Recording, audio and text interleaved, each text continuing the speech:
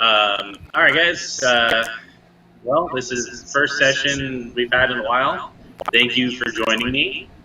If you guys remember last time, you guys went to, you guys got a note from one of the waitresses or barmaids, whatever you want to call her, in the Rusty Dragon, stating that Amiko was going to meet her brother regarding her father in the glasswork factory. Who is Echoey? Is that me? I imagine it's Jeremy. It tends to happen when we start the recording. Gotcha. I think it's not. Okay. Since you went to go there, you guys decided to follow, cased out the joint a little bit, and until I believe, who was it that did a little Mission Impossible in the ceiling? I'm trying to remember who that was. I think that was Siegfried. That might have been me. That was me. Now it was Grim. Who's Siegfried you speak of? Later, you guys found out that basically the whole place was overrun with goblins. All the factory workers had been murdered. Unfortunately, Wanjiko, Amiko's father, was one of them. If you remember, he was brutally murdered by having solidified in glass. Yeah, molten glass poured over his head while strapped to a chair. And so then you guys found out that Pseudo was behind the attacks, and he was also the one that was responsible for excavating Zakian's Tobin's body. That's the priest that was there before Father Xanthius. And then, what was the other part? It was basically, and several times you guys, that the goblins were gathered at Thistletop. That was tipped off to you by a elf woman named Shalelu, who was a ranger that patrols for the town. But Jeremy, you also remember, in fact, actually, let me give you the handout so you can reread it.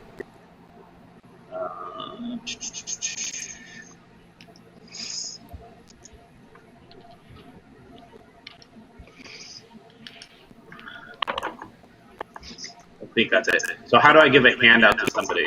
Do I just draw it and give it to them? I think it doesn't. Double click it. There's a thing that says show to all players. So they're... Right. I can see it. Cool. Okay. There's more on the back of it, Jeremy. And part of that points to Thistletop as well. So basically, you guys kind of have a good notion that a lot of these goblins are gathering there. So after basically defeating Pseudo and capturing him, you guys escorted Amiko out before her brother, and then you escorted the brother to the barracks, where he is currently kept. But after that, you guys found that the catacombs underneath the glassworks went on for a while and led to basically an abandoned temple. Sorry, guys. It's okay. It rewards us for leveling up. We'll go over that in a second, Daniel. Cool. So you guys found out it wasn't so unoccupied after all. And after quite a bit of battling, you guys came across a weird fountain that ended up spraying all these just sin-spawned devils or demons, excuse me. After some harsh battles, you guys managed to limp your way out of the catacombs as best you can. Beaten and broken, you guys decide to go back to the Rusty Dragon, where you basically get some rest for the evening. Some of you, it was not a very restful night. Wink, wink, nod, nod. Mm-hmm. Talking to you, Mr. Ivan. Okay. Yeah. I'm assuming that's the thing that happened. Yeah. Cool. So you guys wake up the next morning, and it's not quite the same. The inn tends to be it seems a little bit empty. I mean, there's a few patrons there that are just kind of like the town drunks that can't exactly go a day without alcohol. and Amako doesn't seem to be there today. She's the only person that's running it is the bar maiden, which her name eludes me. I don't know if anybody has notes on that. Start with the B. It was Bernice. So there's the actual name. I think it's Bernice. You guys might be right. Oh, Basana, Corwin. Oh, yeah. So yeah, so Basana's there. She's kind of doing the best she can, but she's all there. Yeah. So what do you guys do? You guys gather some breakfast, or you guys just gonna kind of rush post haste to Disneyland? I wake up in just a pool of sweat, and I'm super solemn and don't really like. Rowan, since you're in the room with me, you can tell I'm not all there this morning. Brother? Yeah. Anything you wish to speak of? Did I'm just gonna scratch my face, like, I'm going to mosey on down and saying, "Oh, let's go get some breakfast." And you guys also have noticed that Korik and Freya are not with you.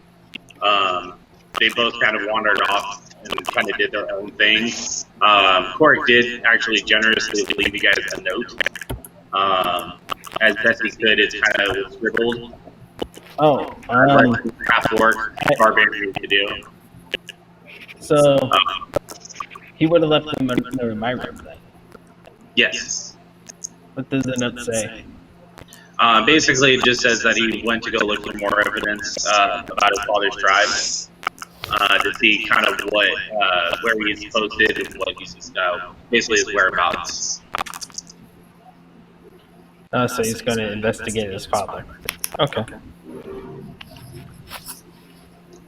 Freya, you guys are not so much sure what she's doing. Probably, I'm thinking, well, her home hasn't been tended to in a while, so probably back there. So you guys get up. Basically, it's what I described. The bar is just pretty much empty. Bathana's like, "Oh, morning, dearies. How are you?" Morning, Bathana. A little bit of a night, but doing pretty well. How are you doing? How are you? one at a time, guys. Well, She just basically tells you the stew on the stove that she kind of whipped together real fast because she's like trying to catch up on everything with all the chaos going on. She's never really ran the tavern by herself. She's always had Aunt Monaco by her side, kind of basically wrangling all the chaos together. do you know exactly what's going on? What happened? Where Amako is? I mean, you could ask. And that's why I am asking. I'm asking. Okay. Like, Are you after Bathana? Oh, well, dearie, she's heading to her father's funeral. Okay. I don't blame her. That was a rough sight. That makes sense. Not to mention, all the glasswork is closed. A lot of people were laid off that weren't there. Yeah, that makes sense as well too. Makes sense.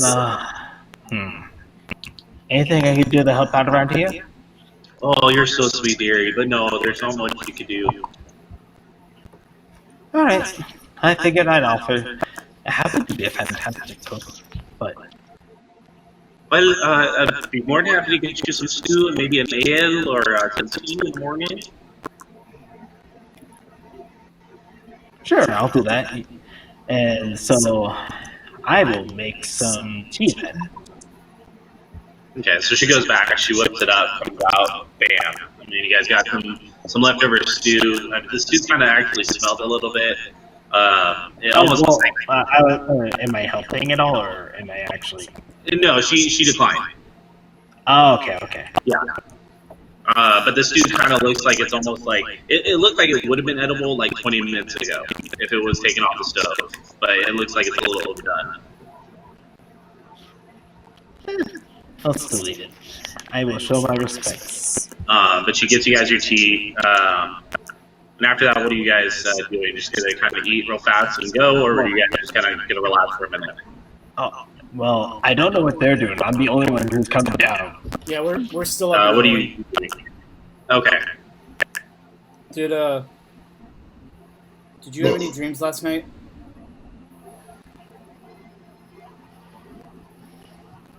None that I remember. Why? What did you see? I think Sarah and Ray was talking to me. What do they have to say? We have family. We Well, have our mother's Well- family.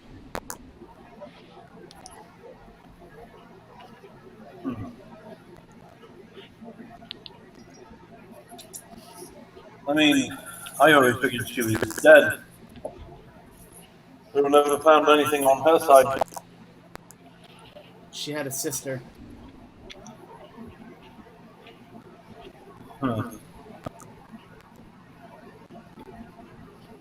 We have a cousin.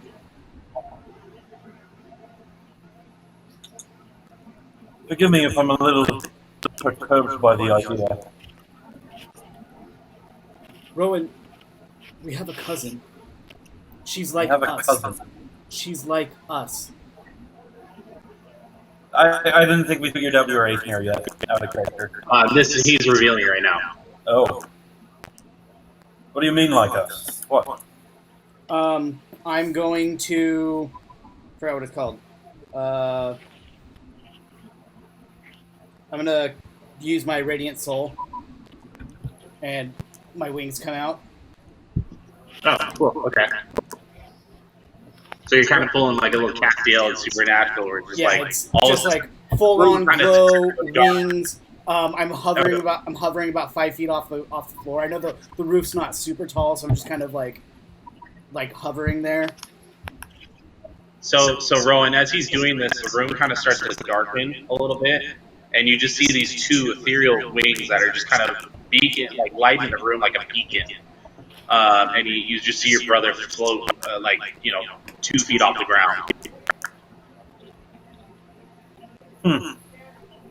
You can do it too. I'm sure I can. Well, that's something for later, I think. I'm more worried about our cousin. We have to find her. I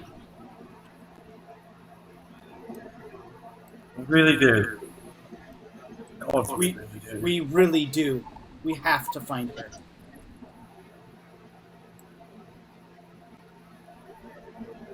But we're not going to find her by staying here. But put those away. I don't feel like freaking out the rest of our friends. I poof back down. So I know I burned my Radiant Soul for the day, but I liked it. Hey, you did it. It served a theatrical point. Right. Yes. Let's. I'm really hungry. Let's go eat. Sounds good. Okay, so you guys pop downstairs now. Yep. So as you guys make your way, basically it's what I described to Grim. You guys see a near empty bar. You know, a couple drunkards. You see in the corners, kind of having their usual. And you kind of see Grim eating what looks to be. And he's having like a painful time. He's choking it down to be polite, and you kind of get that feeling he's doing it to be polite, but you know the stew is not the best. Well, I wanted to spend at least during the time that they're having the conversation while they're upstairs before I eat, 10 minutes to do my psionic meditation. Okay, what does that do, Kevin? Okay, or psionic discovery. After meditating for 10 minutes, roll your psionic talent dice and choose a sorcerer spell of of a level of which you have spell slots, that is divination or enchantment, you know that chosen spell for the number of hours equal to the result of the roll. So it's kind of giving you like foresight. It's giving me an additional spell for a certain number of hours. Gotcha. Okay. How many hours is it? I don't know. I'm about to roll my d6. Oh, go for it. 2 hours. 2 hours. Okay. Okay, let me just. Alrighty. Yeah. So what do you guys do then when you get downstairs, Rowan and Revan? But Grim, where is everybody? It's a little dead in here.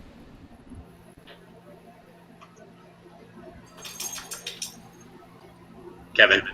Oh, I just finished meditating. So, well, remember how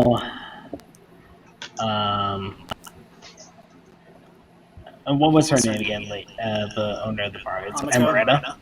Amiko. Amiko. Amaretto. You know how Amiko's father passed away. Everyone's at the funeral right now. Plus, it's kind of not a lively time for people to be celebrating or having a blast because a lot of people were laid off for those who weren't working that day. It's fair. So, and I wonder if she went to the estate. they're probably at the estate. I would say is where they're holding the funeral. We should go.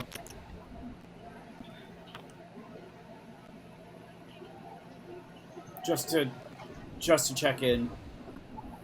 We should go. I agree. Okay, I'm gonna be attempting something real fast. Let's see. Oh, not good. Come on. Gabe, I may pick you up on that thing. Let's eat first. Taking it up on Yeah, what? I'm eating and enjoying it as much as I can. So, I will What am I being taken up on? So I'm trying to move you guys to a different screen that's way on the opposite end, but it's not like when I scroll over, it's not moving. you have to move the screen over. God, that's gonna be. Yeah, that was the problem I was having. Is I had to move stuff over. Okay, well, I can move you guys to a map that you guys already seen. Oh yeah, the little player icon thing. There's some APIs you can do to fix that, but I haven't actually looked into them that much.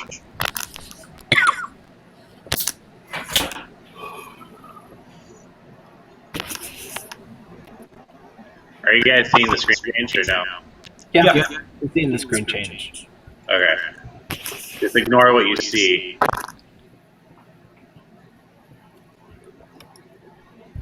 Actually, I wonder. No, I can't do it that way. Almost there. Kind of a pain in the butt. Alright. Now you guys should be able to see what I. Oh, yes. So this is the city of standpoint that I brought up. Okay, so you guys already kind of know where the house is, because that's where you guys kind of were poking around that one day. It's on the south side, right? Correct. Yeah. Requires either like a boat, like a little ferry going across, or you can take the Standpoint Bridge down to Schooner Gulch Road is what it's called, and then over another bridge, and then bam, you're at the States. There you go. I like red. Does anybody want to do anything? I'm gonna have some stew and hang out for a minute. So you guys actually wanted to go see Amiko, or you guys wanted to actually make post haste for the pistol top? I want to go check in on Amiko because of prior dealings with her. Okay, that's fine, but I think the handout I sent you should notate that there is probably another imminent attack that's going to be happening. Right. So, All right. just well, letting you know. my character would not want to do that then. We'll go to Thistletop then. Okay. I just wanted to notate that. I mean, you can do whatever you want. I had to close that handout. Is there a way I could reopen it? Or do you have to send it to me again? Yeah, Good it's question. under the journal page. Is it in the journal? Ah, Yeah. there it is. Thank you. Cool. Thanks, Terrence. Yep. Okay, so you guys are, let's see, Rusty Dragon is right, I think it's right there, 22. So yeah, so you guys are not very far from the Glassworks, which you guys now, like if you guys, once you guys head out, you'll see that it's now boarded up. Like all the windows and doors are all boarded up. Which it almost seems like it basically happened while you guys were passed out.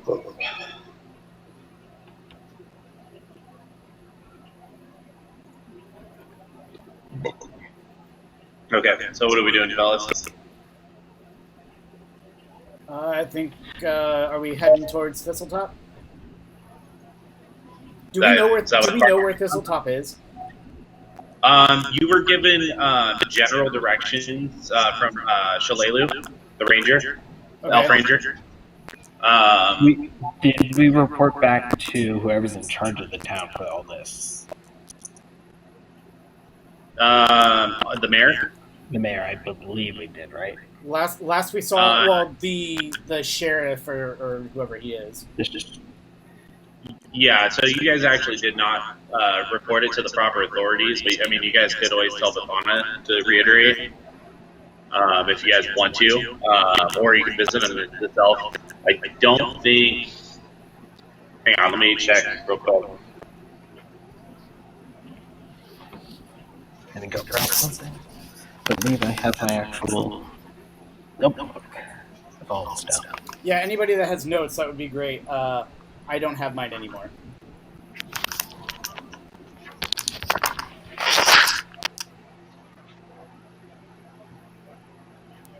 Number 11. Yeah, so the town hall is like literally, if you guys look, I'm highlighting it. Yeah. So that's Okay. town hall, which is right across, I believe, from the Is the garrison. from the art. Yes. And then the last we saw of the sheriff, we were at the cemetery with the keeper of the temple. Actually, no. He met you guys. I remember now. He met you guys outside after all the commotion. The guard kind of wandered off and reported to Sheriff Hemlock, and he met you guys out right outside the Glassworks when you guys were bringing Pseudo out. Got it. So they do know. Yes. Oh, we got it. Yeah. Okay. So They know about Pseudo. They don't really know about this song unless you guys reiterated that to them. Well, I guess, Rowan, do we want to tell them about Thistletop, or do we just want to go? I think we should just go. This is kind of a situation that we've been handling ourselves so far. I think we're just gonna. I mean, it is on. I think because Thistletop was northeast of Sandpoint. Correct. So I think it like we could just swing by on our way out of town. Because we have So to. you're gonna go. Are you gonna go to the garrison, or are you gonna go to the city hall? I think the garrison, because the city hall wasn't in charge of town. Hemlock was kind of like in charge of everything. I mean, he's in charge of law and order, but yeah, I mean, obviously, whatever you say to him, he's important. Hemlock's been our point of contact. Well, true. I mean, he loves you guys. Like, to him, you guys are like his best buds. You guys go fishing every Sunday. So if we wanted to swing by and just give a heads up to Hemlock, if nothing else, to say be prepared for another attack if things go sideways. But But I mean, if we don't want to make the stop, I'm cool with that too. I'm fine with going back and letting him know. Though I think we should briefly check with Amako. At least briefly check in. We don't have to stay or anything. Well, I mean, it's like that's like adding like at least 2 hours to before we can hit the road. Yeah, because where you guys are, I mean, it wouldn't be 2 hours, but it'd be about an hour and 15 before you guys make it there. Well, so yeah, 2 hours for round trip total. So. And you guys don't exactly know when the attack is, but you just know that there's one that's going to be happening. Yeah, we can check in with Amako when we get back. The question is, do we want to give Hemlock a heads up, or do we just want to hit the road? And I'm going to leave it to Grim and Rowan. What do you say? All right, well, I am fine with hitting the road. Okay, that's Grim's vote. Rowan? Terrence? We're going to be. We suspect there's going to be another goblin attack, and we should probably handle that. We should probably let them know. Sorry, I couldn't hear you, Terrence. If we think there's going to be another goblin attack, we should give them a heads up. Yeah. Give them a heads up, then head out. Okay, that's fine. So we'll stop by the garrison then. Okay, so you guys go in. You guys finish up your breakfast and you head out up Main Street, and you guys make it to the garrison. As you guys enter, Hemlock's right in the front. You can kind of see him giving kind of direction to everybody, trying to kind of get everything cleaned up in the glassworks. Yeah, so he's just kind of taking care of business at this point. So you guys, who's gonna walk up to him? I will. Yeah. Hemlock. Right then. Good morning. How are you? As well as to be expected. How's the town? Town stayed thanks to you few. I mean, I wouldn't be able to get reinforcements if it wasn't for you. Well, hopefully you won't have to put them to use yet, but we have Why is that? We have word of another attack. We believe it's at Thistletop, but we want you to be on your guard in case things come down this way. This is hot. All right. Yeah, we'll prepare. Thanks for the heads up. Yes, and if you happen to see Freya, or I forgot Zach's character. Quark. If you happen to see Freya or Kork, tell them where we went. Yeah, absolutely. I'll give him the like 80s handshake. Okay. Not really. All right. Well, I think we're going to be on our way. All right. You guys know how to get the Thistletop, right? You have a general the way. direction. All right. It's not too hard. It's just it's a little prickly to find the actual tooth itself. But I mean, pretty much you just follow the main road, cross the Thistletop road, and then as soon as you get across the road, you follow that all the way to the river. And you follow the river to the Nestlewoods, and then from there you should be able to get there. The Nestlewoods is going to be the tricky part to navigate. What do you know about the Nestlewood? No, except for it's crawling with goblins. Okay. Thanks for the heads up. Thank you for the heads up. Just doing my part. As I turn to walk out, I'll grab my symbol and look at him. Sarah and Ray be with you, and turn and walk. And Desno with you.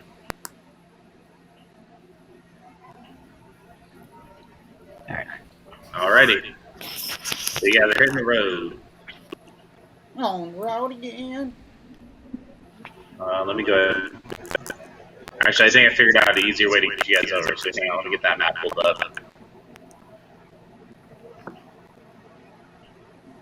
Like I said, it's gonna be an experiment for me this first session. All good. Okay.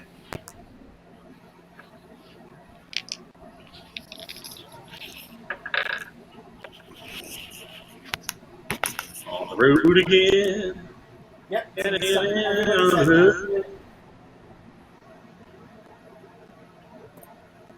Come on, almost there.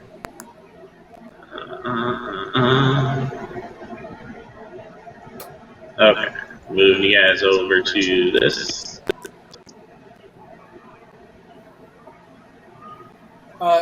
Hey Kevin, Yeah. what just because I know we retconned that Grim is your new character, class. what is your new character? My character is a sorcerer. What race? I am human. Human sorcerer. Okay. Human sorcerer will warlock, but you don't need to know that. Cool. As I say, if you want to give us that, give a quick description of your character. You're more than welcome to. Okay. Sorry, I'm like trying to zoom out and the things. No worries. We're making So decent time. basically, a quick description of my character is I have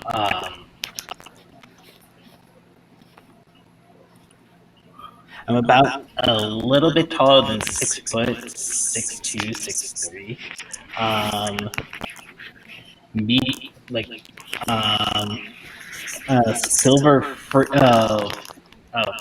Silver frayed hair. So it kind of looks like it just always has a bedhead of its own. Like it never wants to actually, no matter how much I comb it or straighten it, it always kind of goes back to its natural shape. Gold eyes, and kind of copper tan, like a little bit tan, like it's almost like it's not quite copper, but not quite pale.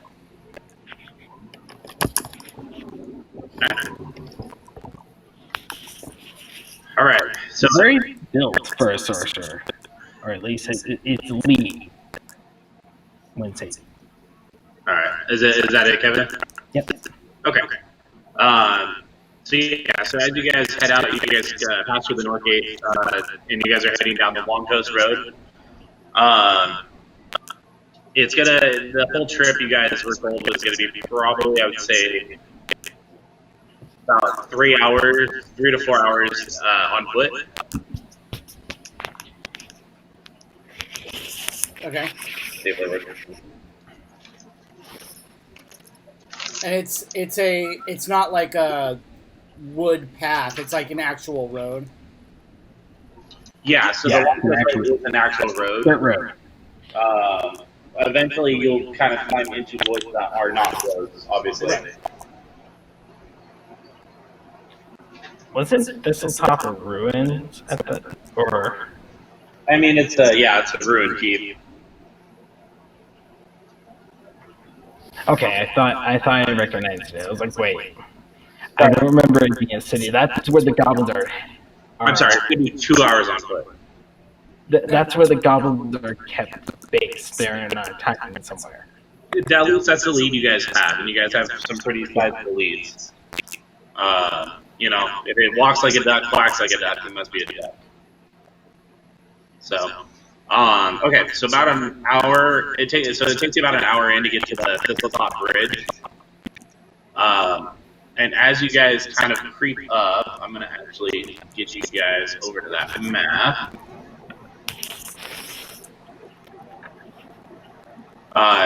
As you guys are kind of walking, though, you guys notice that the clouds kind of start to form around you. They actually were kind of the morning actually was kind of gray, but it's now starting to get really, really dark, almost like it's about to rain.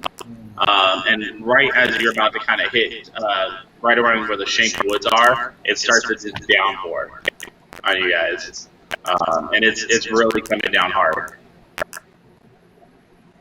Okay. So I'm gonna move you guys over here. So right now, you guys shouldn't see anything, correct? Does it look like it's going to stop anytime soon? I mean, you can make a survival check. Okay.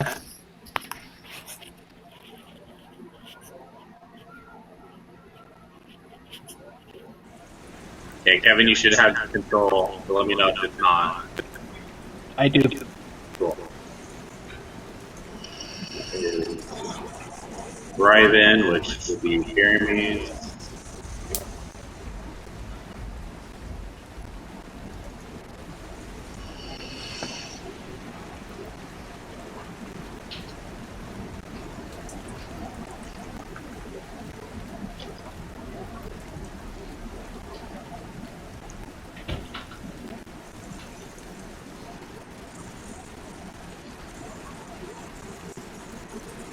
So because of the rain, the field of view is only about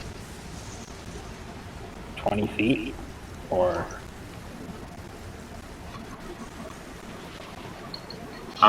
Yeah. Well, I mean, you guys could see it's just kind of skewed. You know, it's like when it rains so hard that your vision kind of, I mean, you can only see about 20 feet in front of you.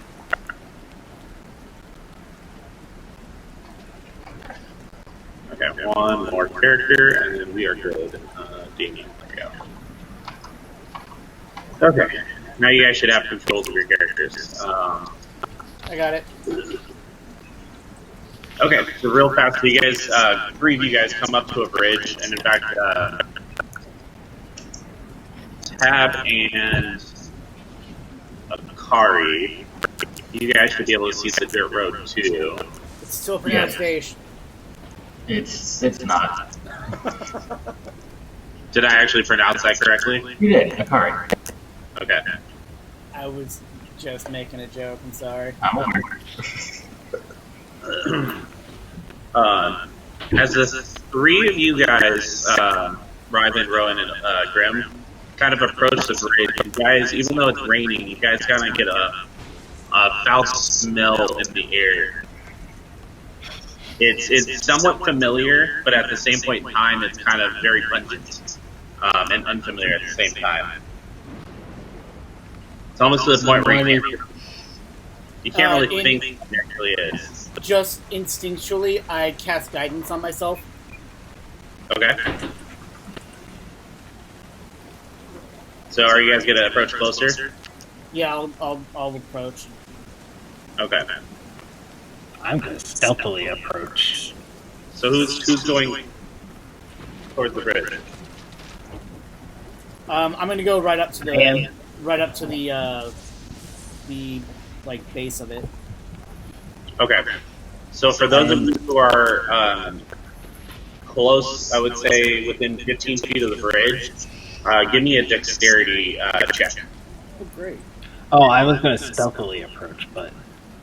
No, I know, but give me a dexterity check. Okay. All right, I have guidance. Thank God. Oh, good. With the guidance, it's an 11. So my so there's a straight The dexterity guidance check, is only right? an extra D4. Okay. I have no dex. Dirty 20. What did you get, Kevin? Dirty 20. Dirty 20. Okay. You guys make it, but barely. So as you guys are approaching the bridge, you guys actually hear kind of clopping, like fastly approaching you guys, and you guys see a horse that's kind of charging your way. You guys managed to Shield and Hailstorm are ready. you guys managed to just jump out of the way just in the nick of time. Oh, would that be a dex save? Yes, dex save. So it's just to make sure you can dodge out of the way before it tramples you. Oh, okay. That's still +3, okay. It's So still luckily you guys It's just what you said, dexterity check. dexterity save. So yeah, so you guys basically just managed to dodge out of the way. Ryven was so close. I mean, this thing basically kind of like nicked your arm, but not to the point where it knocked you over. You guys can make a perception check if you guys want to on the horse. Yes.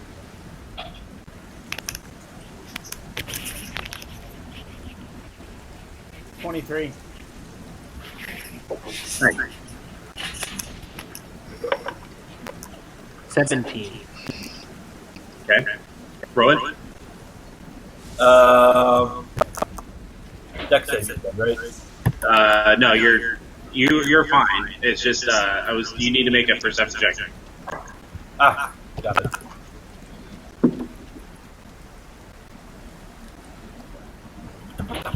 What's going on? D&D Beyond, please.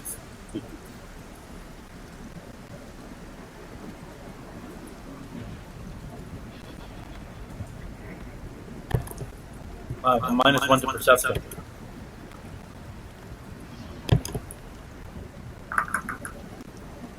Yeah, that's not bad. And Jane and Gabe, I put you guys on the map, so you guys should be able to see yourselves. Yeah, barely.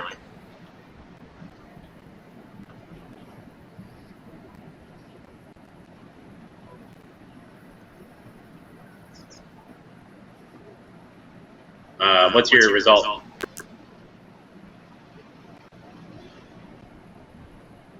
Daniel. It's in the chat. It's in the chat. It's a 16. He's still getting used to dual screens. Give him a break. Yeah. Oh. I need to change my health.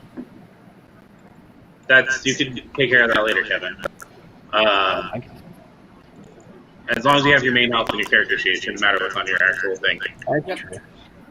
Alright, so as this horse basically kind of stampedes near you guys just happen to make out that the horse, basically around like the neck and the back part, had straps, but they were barely hanging on.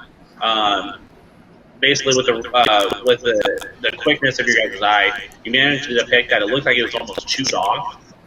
And then also, too, around the neck and the butt of the horse, you guys managed to make out that it was basically bleeding from those spots. Well, we're in goblin territory, that's for sure. Okay, so what do you guys do? It's totally gone by now, is it? Yes, the horse ran off. Okay. Personally, I wanted to tend to its wounds, but This thing is freaked out, so whatever attacked it is. There were no like arrows or anything sticking out of it, right? It was just open wounds. You got a 23, correct? Yeah. With your result, you were able to actually depict that it would look like it was more like a animal bites. Animal bites. Okay. Yeah. Animal as in not goblin. Like Correct. Actual animal bites. All right, Correct. boys. I don't think this was goblins, but be on your guard anyway. we would remember that they also had that the goblins who raided the town. Oh, do they have animals with them? I believe they did. They had like dogs of some sort, or they had like wolves or wolves, like small wolf-like. I totally do not remember that, but I will go with you on it. As a DM, I've learned now I need to remember a lot. I just don't have my notes anymore. It's okay. It's okay.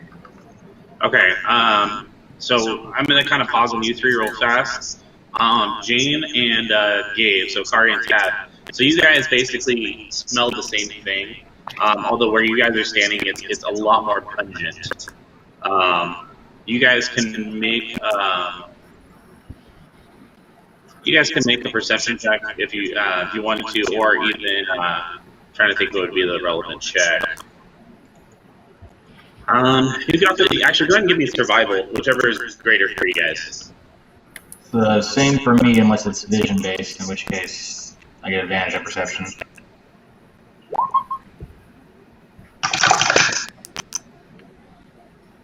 I ain't seen shit.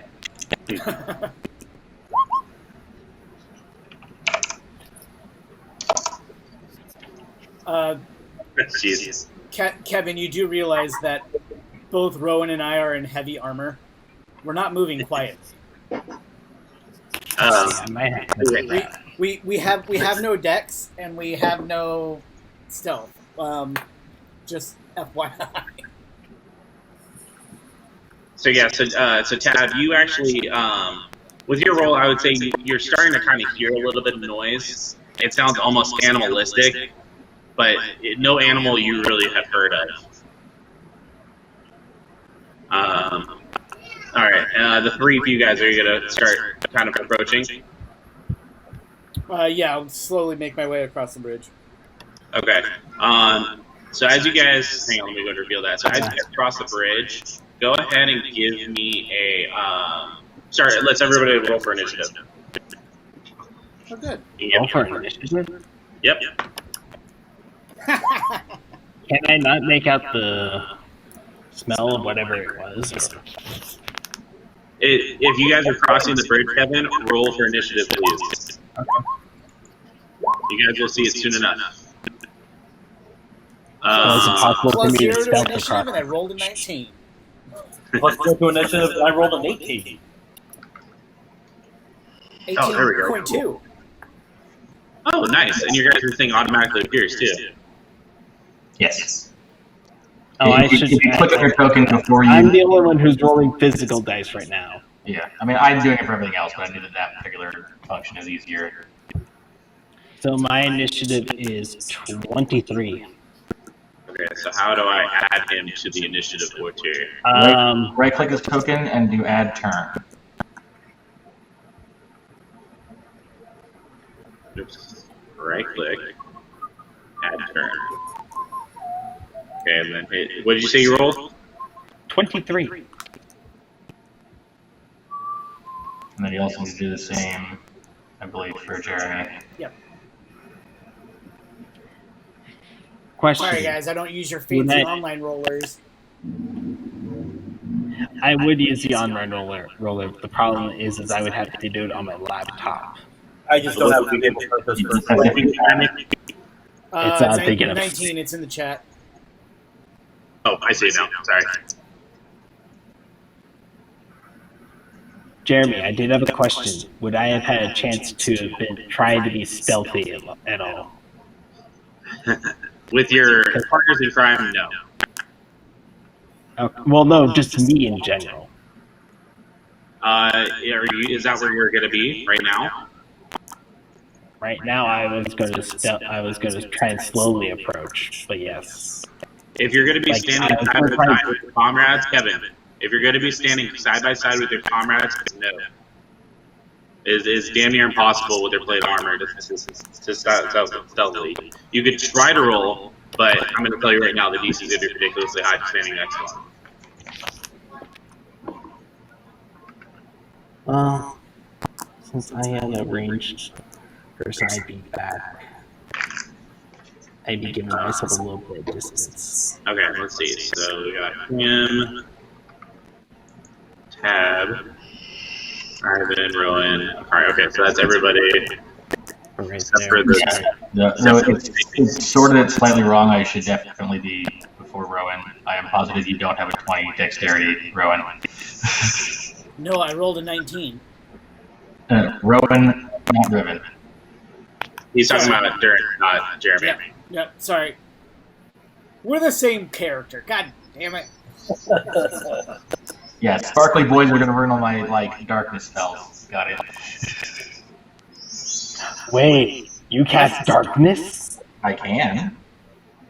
You can put it on me. I have dark. I can see through magical darkness. Or you can make the darkness, because I'm the melee one. Okay. Save me some key. I also have lots of light spells. Okay, so go ahead and move yourself across the. Rowan and Ryben, go ahead and move you guys across the bridge.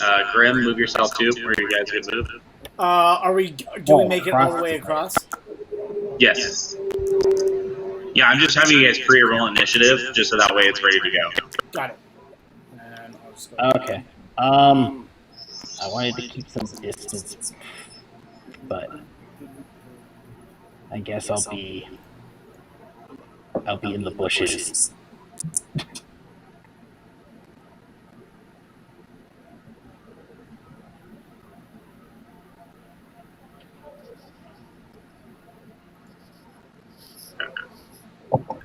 So you're gonna try to hide in the bushes. Yeah. Okay. I would say the bushes probably give you, I'd say, like a maybe quarter cover. They're not your height. They kind of come up your stomach. So. Okay. Would you like me to roll stealth or? Go for it, Kevin. Okay. I just figured I'd ask, but. All right. Well, he's doing that. I'll ask you on the second, Kevin. Okay. So while he's doing that, Rowan and actually Ryven. Sorry, you would see this coming up.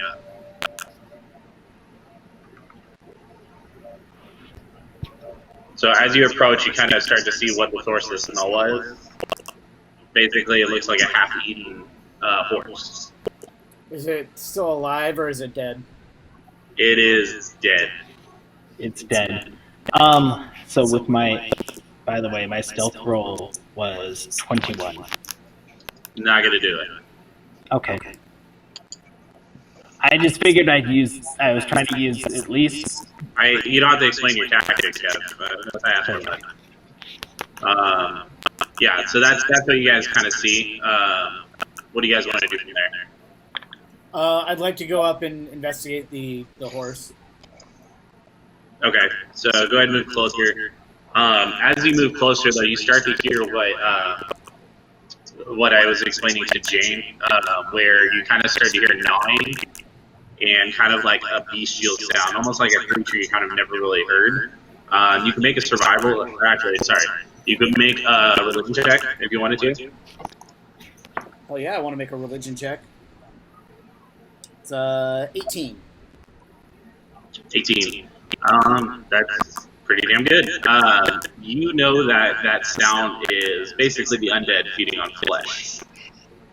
It's something you've definitely sparred against. Can I tell how far off they are? They're pretty close, actually. Here, let me go ahead and reveal a little bit more. So that's kind of what you, when you're kind of looking around for the noise, that's what you see. Okay. Hey, Jeremy. Yes. You would have to move a little closer to identify. I'd have to what? You'd have to move a little closer to be able to identify exactly what they are. Okay. I'm still just like I'm investigating the horse and checking that out. Okay. Just doing like a general like, was this the same thing as the other horse? Is this something different? Is it magical? Go ahead and make a go ahead and make an investigation check. Rolling really well tonight. 18 plus 0, 18. 18? Yep. Yeah, so you identify these are the same marks on the horse. Okay.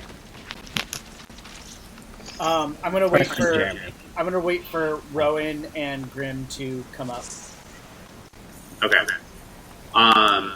So Tab and Akari, you guys are approaching from the opposite direction. I'm going to go ahead and say, Tab, you kind of are able to kind of see it first. But you start to see kind of this figure standing that's kind of hunky over something. You can't quite see it just yet. But you know that it's feasting on something. And it's just like this pale creature with this leathery skin that you kind of see hunker over, gnawing at something. Okay. Right now, you are a little distracted to kind of get an awareness of you. So if you wanted to make like a stealth check or a stealthily approach, you're really welcome to. That sounds like an excellent idea. Stealth.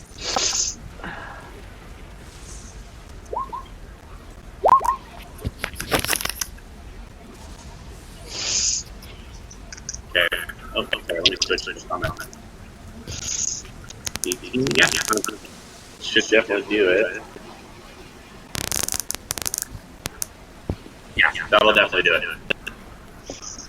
Alright, so are you gonna, like, where are you trying to hide? Like, are you just gonna kind of go hide behind some of these bushes, or are you just... Or this rock over here? Or this rock over here? Right here? Yeah. there. Okay. So you're just kind of quietly moving over there and hiding? Yeah. Okay, so you let Makari know what you see? Yeah. Give him a little. So what are you doing, Gabe? Well, I've got on the blindfold of Devil's Sight. So I'll be right back, guys. seeing in the dark.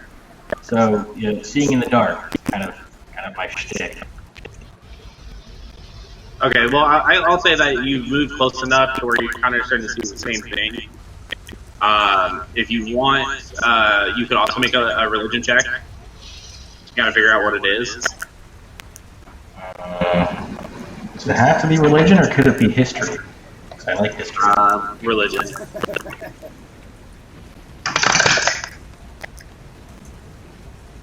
It's 15. So basically, what you can kind of gather just from like all the research that you've done, and basically your past experience, you can definitely discern that it is an undead creature. You think it might be a ghoul, but you're kind of like torn: is it a ghoul or is it a white? You're kind of like not quite sure. All right. Then I would like to use Q key to cast Pass Without Trace. Or should I just pop the darkness bubble? I can just pop the darkness bubble. Okay, so you're gonna cast darkness. Yeah, I'm just gonna like grab my robes, and eyes are gonna like blot out black for a second, and then a 20-foot bubble of blackness is gonna follow me around. Okay, so how big is the darkness? 20 foot. 20-foot radius. 20 foot. I can even do a thing, like purple, like 20 foot. Oh, Something perfect. like that. Oh yeah, that's perfect, dude. And then I'm gonna move like the opposite direction from Tab, so she can actually see. Okay. And just so you guys are aware, you guys are completely unaware that there's another party approaching. Same for you guys. But do we see the darkness appear? Yeah, you would definitely be able to discern like what looked like kind of like a vague silhouette has now just went pitch black. Gabe, what was the size of that? 20-foot bubble. So literally, what he has highlighted purple. Emanating from you. Yeah. I'll just read it. Yeah, they can't see my aura, Jeremy, unless you allow aura 1 to be seen. By the Do I do it the same way I did the? Same with the names, yeah. Okay. Aura 1. All right, you guys should be able to see it now. Yes. I see clear as day in there. Cool. Yeah, you and I can see just fine in there. Everyone else not so much. Okay. So real quick before I'm actually gonna go ahead and give you guys a 10-minute break. I'm gonna go tuck in the kiddo while Jane's gone.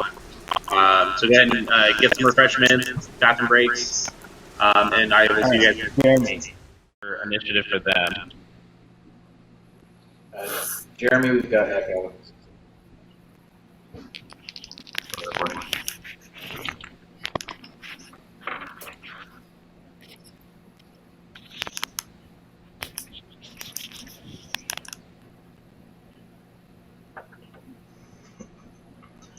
I do realize that this darkness is going to be an issue because of its large radius, and I'm sorry. Oh, it's actually only 15-foot radius. Oh, that's better. There, it's a little less.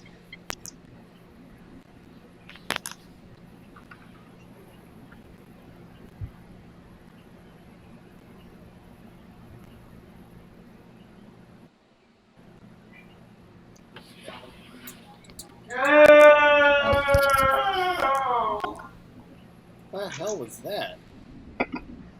Somebody has a ghoul in their house. No, I have an autistic little brother.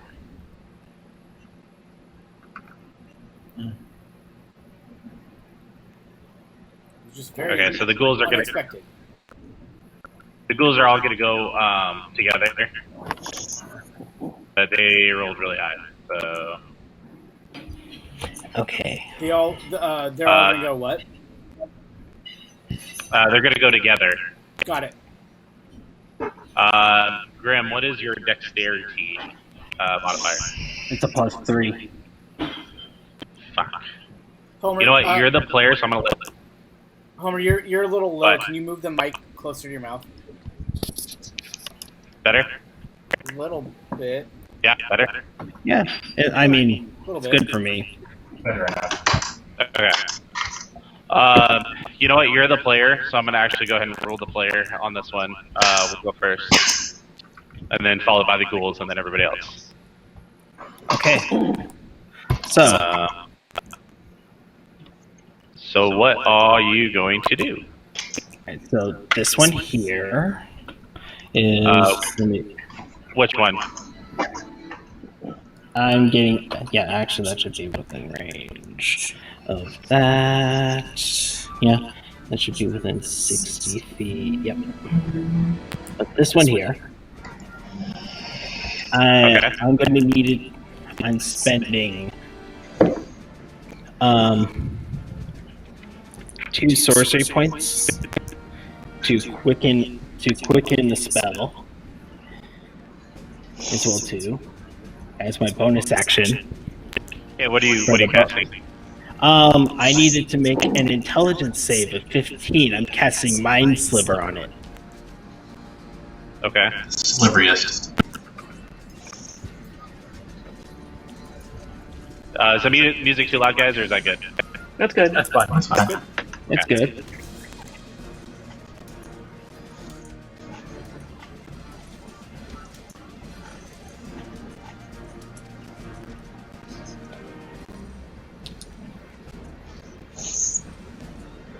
Music to get us in the mood.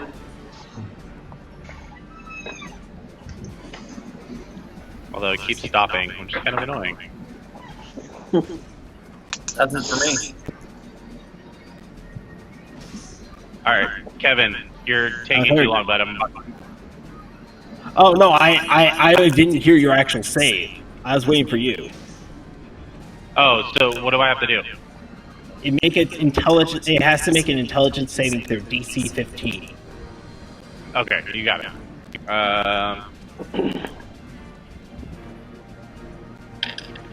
It exactly makes it. Does it miss, or does it actually still hit? It does not hit since it's a cantrip. But then, as my regular action, this one here is going to need to make. I'm casting Mind Sliver again. Okay, so you're doing it on this guy right here? Yes, he needs Okay. He needs to make an intelligence save, DC 15. He makes it too. Fudge. Okay, fine. So you basically, as you try to kind of like focus your mind on whatever attack you're trying to do, the 2 ghouls you just notice are just kind of like engorged in whatever they're basically feasting on. Well, then I am going to move 30 feet. I think I could get, yeah. Alright. I'm going to move over here.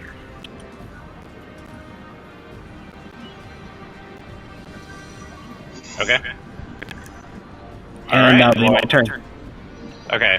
So while Grim does that, one of the ghouls kind of starts to sniff out something that's nearby. Ghoul number 4.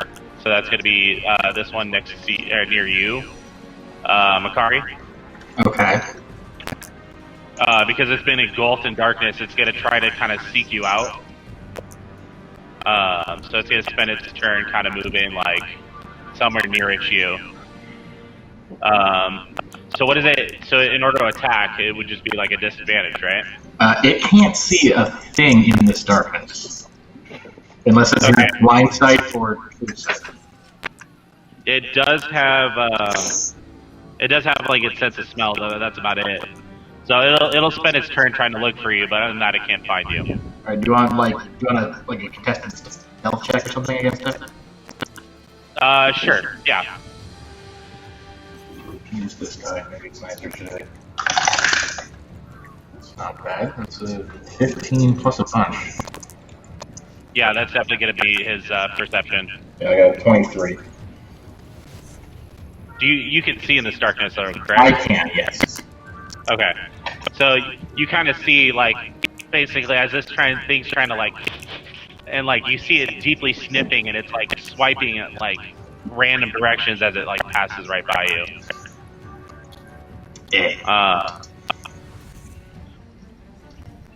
And this one right here notices you, Ryven, as it kind of approaches, and he's going to run full sprint after you. Bring it. So he is going to go ahead and make a claw attack. First one does a... So it's going to be a 21 to hit.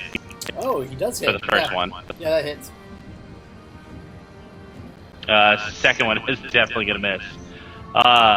So just to let you guys know, critical fumbles are going to be wiped out of this game. I'm not going to be doing them anymore. Okay. Okay. So he did roll a nat 1.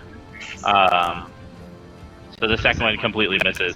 But the one that does actually make contact, he swipes and he just manages to get like right underneath where the part of your skin is exposed on your helmet, and he just kind of swipes and rakes across with his right claws. Jeremy, please make me a Constitution save throw. Okay. And let me know what the result is. Nat 20 for a 25. Damn. And technically So, I have advantage on it, but I don't need to. Okay. So at some point you kind of feel like your muscles kind of stiffening a little bit, but then like you just immediately were able to shake it off. How much damage did I take? Oh. I guess we gotta roll that. I mean, if it's none, that's cool too. No, it's gonna be some. You take 13 damage. Holy shit. These aren't your average garden variety ghouls. In fact, real quick, now that you kind of see this thing up close and personal, you're starting to notice that this thing, you do know it's a ghoul now, but you definitely are like, this is no ghoul you've ever seen. This is like, this thing has like, its eyes are just bloodshot red, and its claws are just kind of like elongated, and its skin, and it's just more skin and bone than your average ghoul. But this thing seems to move with such ferocity. Okay. Okay, so that would be that ghoul. These two are going to be spending their turn feasting on, in fact, this one's going to kind of move over and continue feasting. Okay, so you know, Homer, this area that I'm making a box around now, and this whole area are still fog of war. Are still what? Still under fog of war. I will reveal that in a sec. Okay. Thanks for letting me know that. Yeah, I was about to say, I don't know, is there like just a trench of void there? I know, I'm just waiting for somebody to get a little closer. I mean, Tab is within 5 feet of it. I'll go and reveal this then. Yeah. Oh, hang on. 1, 10, 15. Yeah, I guess you can see it. Alright, let me just go and reveal everything. There you go. So, you guys still can't see that there's another party, but Tab, you do see that 2 of the ghouls have kind of fled. One went into the kind of the darkness. One ran the completely opposite way. You're not sure where it's going after. But you do see these 2 feasting on what appears to be a dead woman.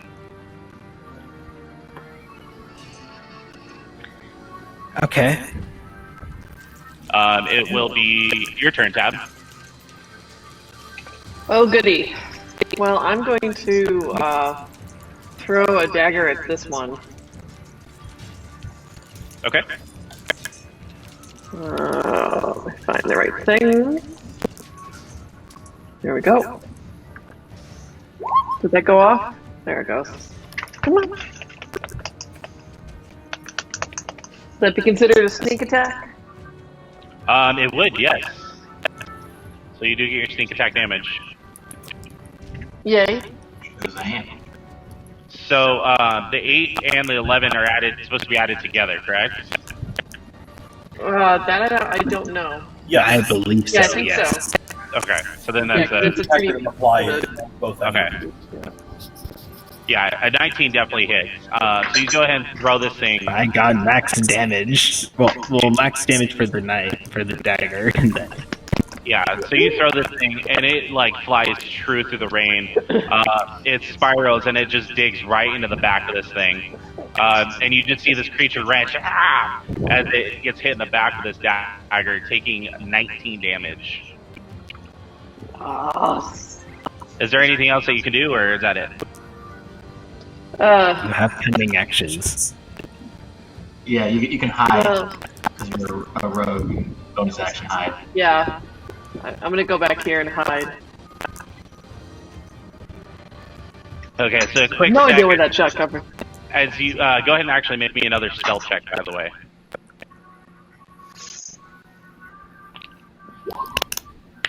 Okay, yeah, you're golden. But yeah, as you actually hang on, let me. Yeah, Yeah, no, I actually have expertise in stealth. I've got a +10. nice. Oh well, actually, did you pass Path without trace, right? No, I just have that darkness. Oh, okay. But yeah, real quick, so as you're kind of hiding, you're kind of noticing that this thing is like, after it's done, it's kind of looking for you.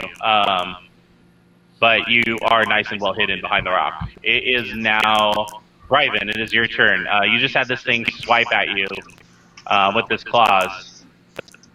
Yeah, I'm going to move... Oh, wrong tool, sorry. I'm going to move over to this square, so that's not leaving combat with it. Come here. So I shouldn't take an AOP. No, you won't. And then I'm going to channel divinity, turn undead. You have destroyed undead yet? No, it's turn undead. So it's 30 feet. It's all of them 30 feet from me. So it should be all but the one that's over by Akari. Okay, so all of them except for the one in the darkness. Yeah, it should be all three of them except for the one that's by Akari. And it's a DC 15 Wisdom save. I'm with the cleric bullshit. Okay, so I was trying ghoul. to get the -4 on that. One ghoul makes it. Another ghoul makes it. Okay, so the one that you see, the one that you can now see close enough that the one further off, I'm highlighting right now. Yep. That has a dagger in it. You kind of see his mind kind of like he's just like clawing at his head. So you're kind of noticing that the turn undead is starting to work on at least one of them. Okay. He just flees the opposite direction, right? I don't actually know what it does because I don't have it. The enemy one must use second. all of its movement. A creature must spend its turns trying to move as far away from you as it can.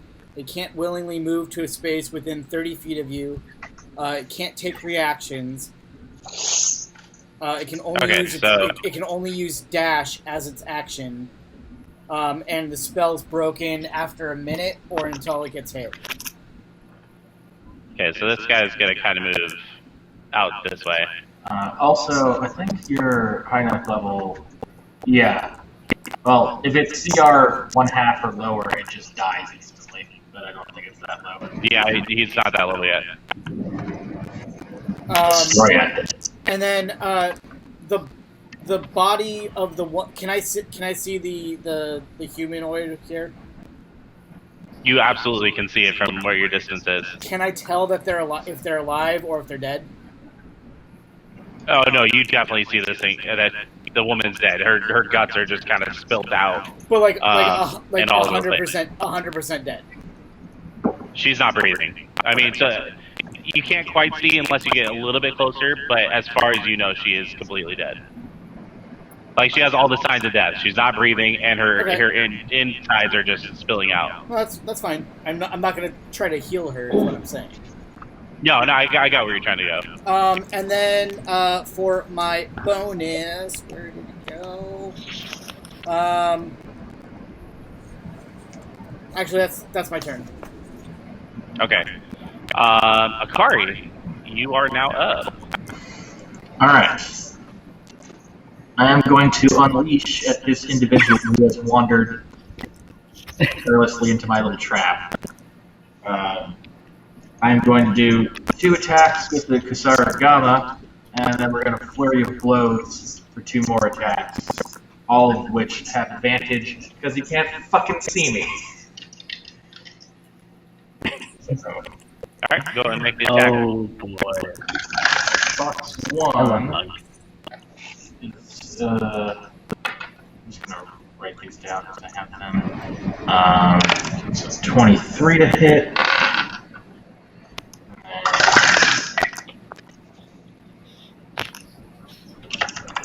20.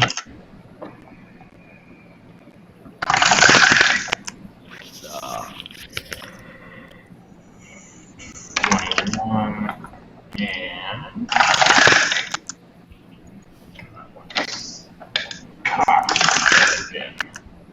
actually, isn't the same result? 14. So I got a 23, a 20, a 21, and a 14. So you're attacking 4 times? Yes. Yeah. How are you attacking 4 times? Flurry of blows. Twice with normal action and twice with flurry of blows. I didn't know you could do that. Attack. 5th level extra attack and then attack flurry per of action to level 5. And then flurry of blows is 2 attacks as your bonus action. Oh, because you're level 5, duh. Okay, I got it. Okay, yeah, all of those hits. Do you, now something I like to do for the monk is I like to let them kind of narrate how they attack, or do you want me to go for it? Let me roll this absurd amount of damage first. Go for it. So,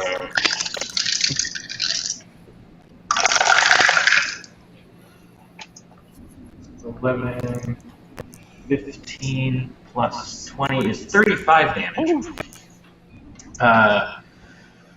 So, for those of you who can see me, which is exactly grim, I'm just like, yes. just this whirling spin of this chain, this bladed chain is just whipping around in a circle, just hitting this thing multiple times, and like in between rotations, I'm like hitting in blows and wrapping the chain around You're myself. like getting And just quick jabs in the side. At one point, I'm sure at one point you slit its neck and then punch it off. I mean, if it's 35, then yes. Is it then 35? It is actually still kicking, but you can definitely tell it is bloodied. Yeah, there's just a friggin' chain kata went off, and this thing got hit a lot of times. I hold a 10 out of 10 sign. So as this thing, so go ahead and actually make another stealth check for me, please. Sure. It's going to be I think that's a clean 20. Yeah, 20. Okay. So as you lay a beat down on this thing, it gets to the point where it gets so frustrated and mad just from all the damage, it tries to swipe at you with multiple claws, but it still can't see you. It's just swiping in dead air. Okay, so is that your turn, Akari? That is my turn. Next up is Rowan. You just saw one try to attack your brother, Rowan. What are you going to do, bud? It's about to catch a big old can of smite!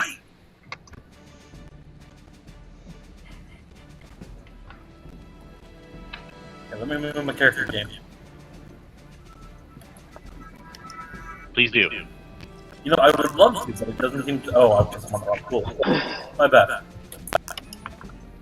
I say you should have control of your character. I'm being stupid, don't mind me. Okay, well not. cast a first level Divine Smite. I'm going to use Dawnblade. Just a tip. I know you played Paladin before, but an advanced tip: I would roll your attack first because you could always declare Divine Smite after. Well, I know. I haven't done This way yet, but Okay, so just so you're not wasting a spell slot. I know. Basically, I'm going to use the spell slot when it hits, but until it hits, I know what I'm doing. Thank you. I appreciate Okay. it. Okay. He's I just just making doing sure. more than you would. You better hit if Akari hit with a 14, you better be able to hit. Dawnblade, 26 to hit. I think that hits. And you're 26 two-handed, will definitely right? hit. Oh wow! Even did my. Are you doing the? Are you doing the sword and shield deal, or are you just doing the sword? Just the sword. Okay, so are you two-handing it or one-handing it? One-handing it. My bad. Sorry. Okay, so then- And then Smite is going to be an additional 2d8. Yeah, go and roll, please.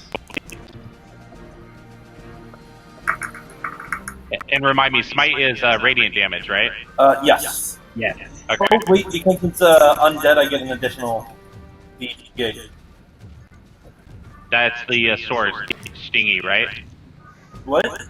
Is that the part of the sword, or is that part of the divine smite? That's part of the divine. That's part of Divine Smite. Okay. Okay. Just double checking. Oh, do you also get fire damage on top of that because of the sword? No. It's radiant, not fire. Radiant. Yeah. Plus 1d8 against creatures of undead or fiend. So. Bitch. So that's 12 radiant. 12 radiant. Okay. So that's totaling even with the extra, right? So I just did 24 damage with one hit. Okay. And then I have extra attack. Okay, you said 20. I'm sorry, 24. You said, right? Yeah, 24 total. Okay. 12 flashing, 12 radiant. Okay. And he gets one more attack. So you swipe at this thing, it slashes right across his gut. You see this thing like just scream in pain, just from agony. If any undead could ever you see, if any undead could ever feel pain, you definitely elated upon it. Is that the end of your turn, Rowan? No, it is not. What else are you gonna do? I have an extra attack. Go for it, brother.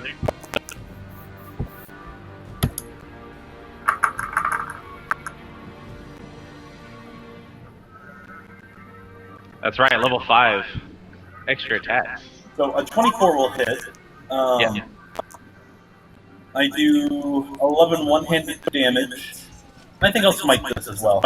Okay. That's another 3d8. I'm just gonna have to roll manually. Oof.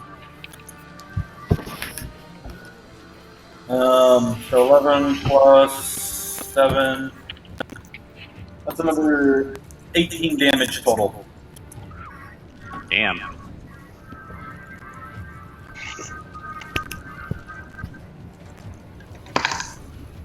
Back to the pit.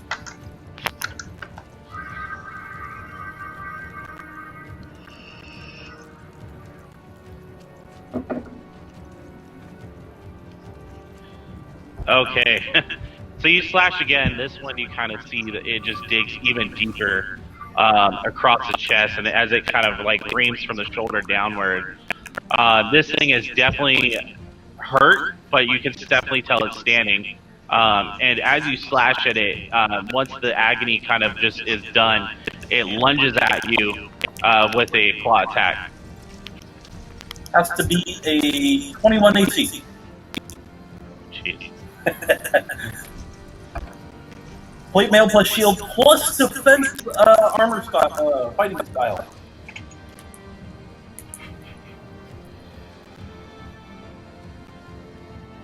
First one actually will just hit. Ooh. Be sure to reduce reduce it by whatever damage you roll by 3, because I have Oh, okay. Good. Thank you for letting me know that.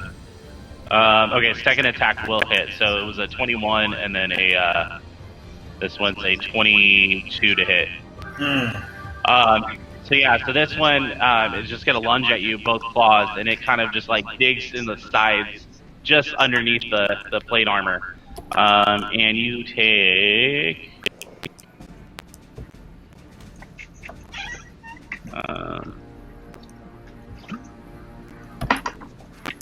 So that's going to be 22 damage total. My God.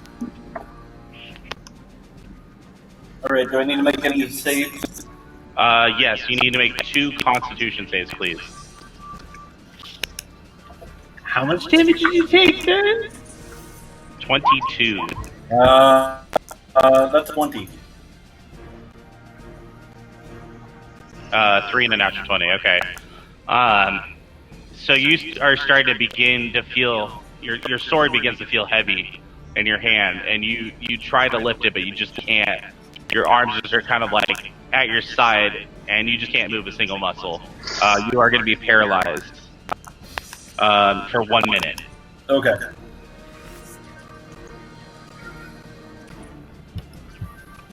So let's see what we can't do for paralyzation.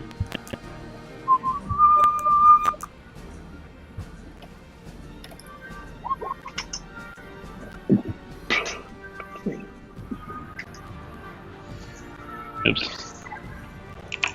Yeah, I think that'll do it.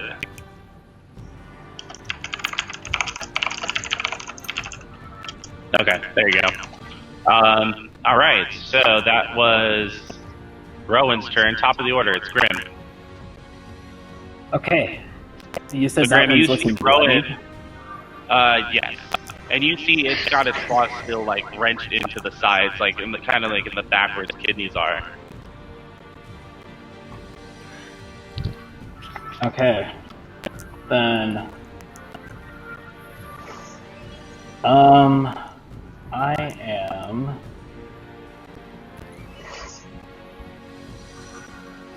Alright, so bonus action, I'm consuming a spell slot to get sorcery points back.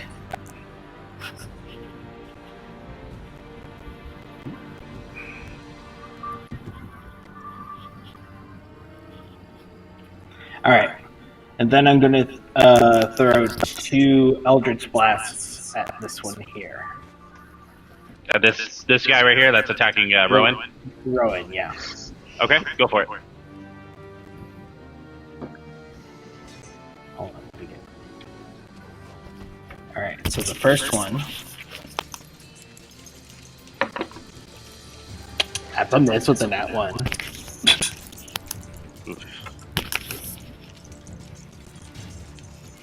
Second one.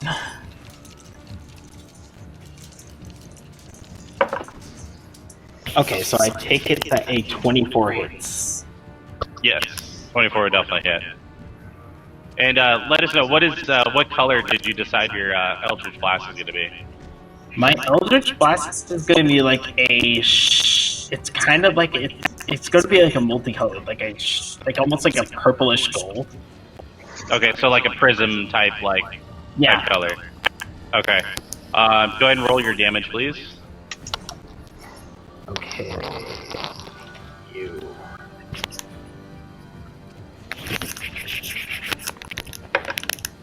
Alright, so it takes 12 points of force damage. Okay, how would you like to do this? I'd be like, well, this is not good. Alright, let's help you. Let's help out the buddy over here. And I'm just going to go.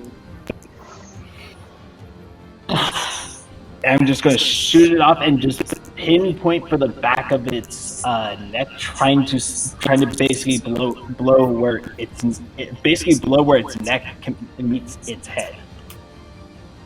Okay.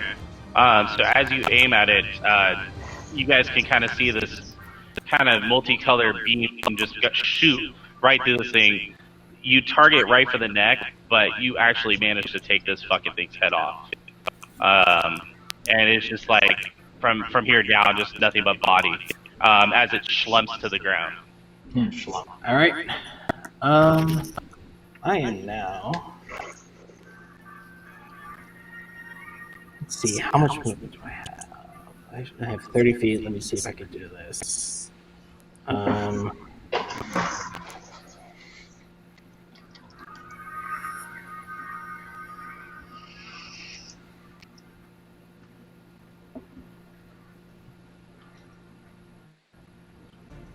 Okay.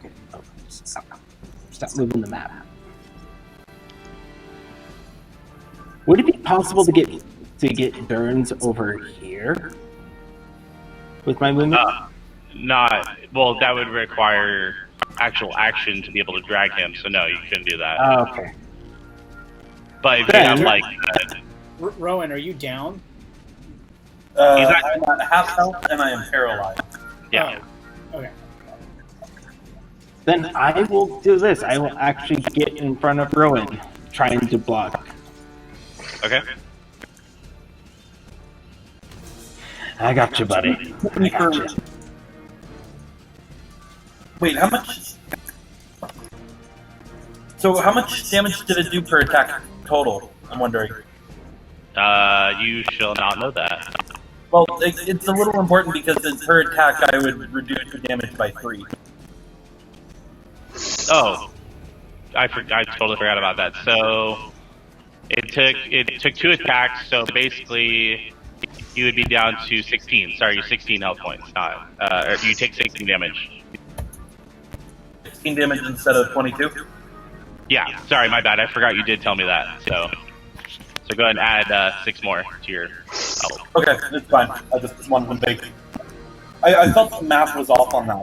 Either like it hit really fucking hard, or something was forgotten. Something was forgotten. I appreciate you keeping me on my toes. Jeremy, real quick, how long does that turn undead last for? A minute. Oh, okay. So it's just sprinting full speed. Yeah, so this guy's pretty much gone. Okay, so it's the ghoul's turn then. So this guy right here is going to make another attempt for you, Akari. So please go ahead and roll another stealth.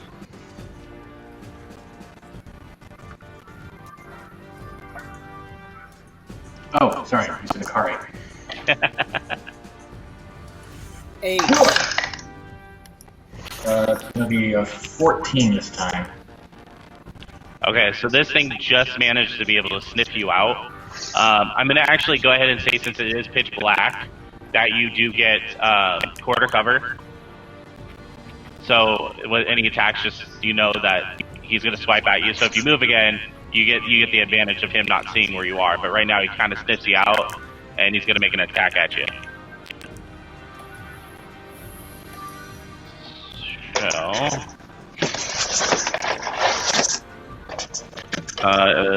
So that's going to be the first claw attack is a 16 to hit.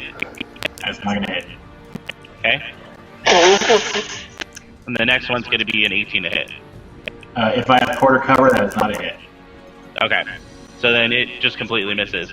The first swipes at midair. Second one comes out, and you manage to kind of do like one of those cool like bat it away. Like, yep.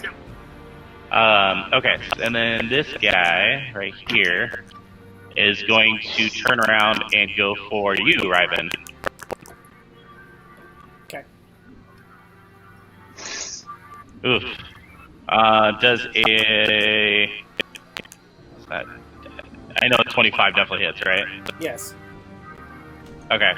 I just don't remember if you had ridiculous AC like your brother. I mean, 19's not bad.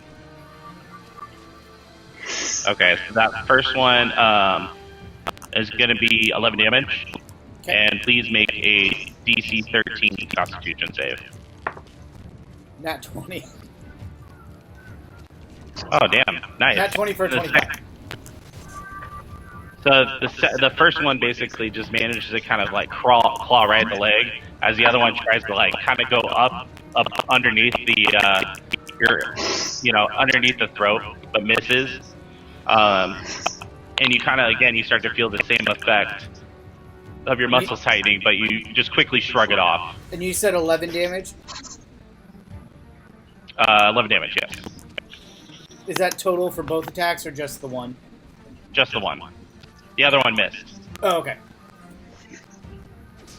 And that is the end of their turn. Next up is going to be Tab.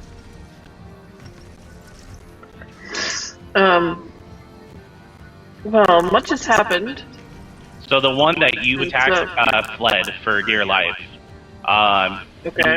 There's one that you can't really see because it's in the black bubble This that one? you're. Yeah. Oh yeah. That one is you can't. And this see. one. Yeah.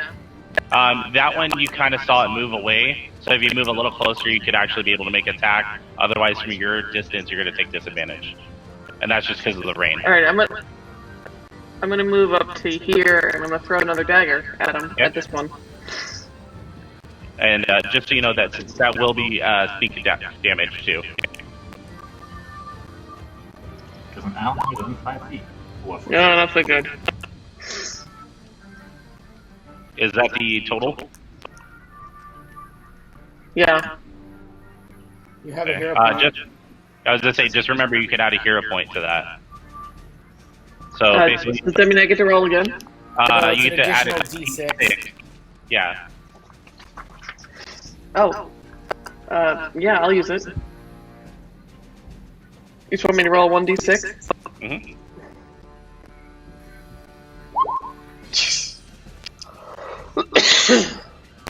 Oh well. Can you spend multiple hero points on one check? I'll allow it. Yeah. All right. We'll say up to 2 can be spent for adding a d6. Okay. I'm not saying that you should. That was just a clarification. No, that sounds like a good. It sounds like a good plan. So that's +6 then. That hits. So you kind of like Oh, good. at the beginning, you kind of like it, you got some water kind of splashes that just like hit you right directly in the face. So it made it hard, but you were able to wipe it off quick enough to go ahead and throw a dagger. So go ahead for it. Your damage. Oh, you already rolled your damage. Yeah. Yeah. So 17 total. Gotta love the sneak attack. Pretty clutch for a rogue. movement. That is the bread and butter of the rogue. Mm-hmm. So you throw the dagger and you manage to kind of catch it right in between the shoulder blades, like right on the upper part of its back. And this thing kind of just wrenches back towards you, but still continually focused on Ryben. Next up is Ryben. Cool. I'm going to Gave you hit it with Hailstorm. Okay. And that is a 21 to hit. Wait. 21 definitely hit. Okay, that's 10 damage for the mace, and an additional 2 cold damage for the cold damage. So 12 total.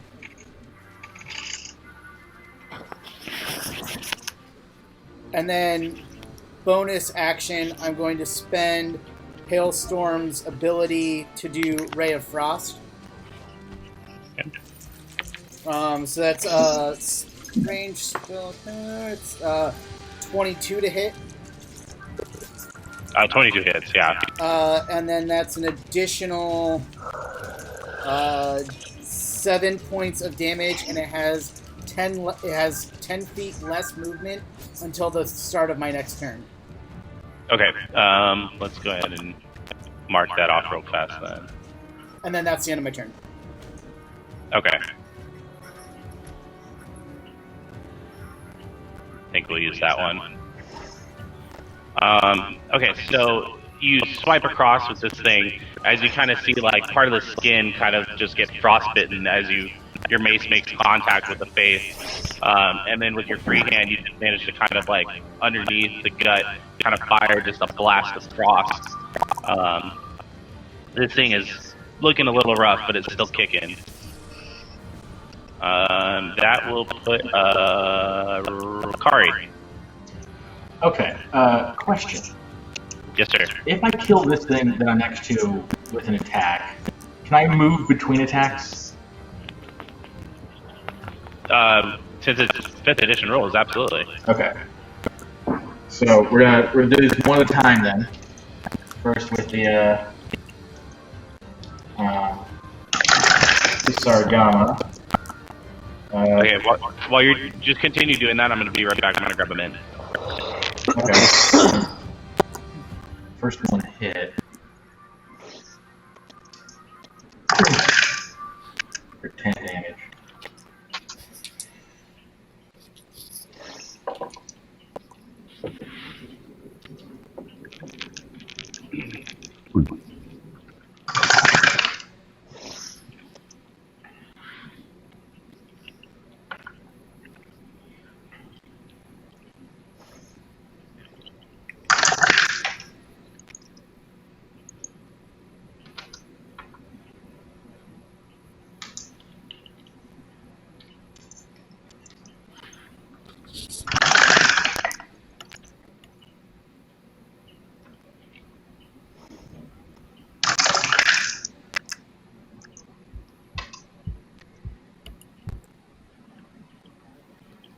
Alright, so...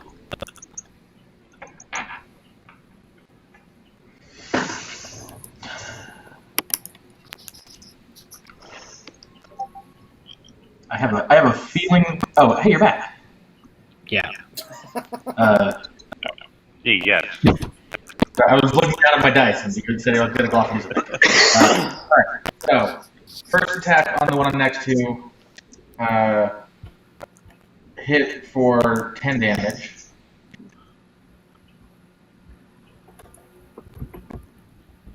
Okay. Is it still up? It's still up. Second attack hit for 9 damage.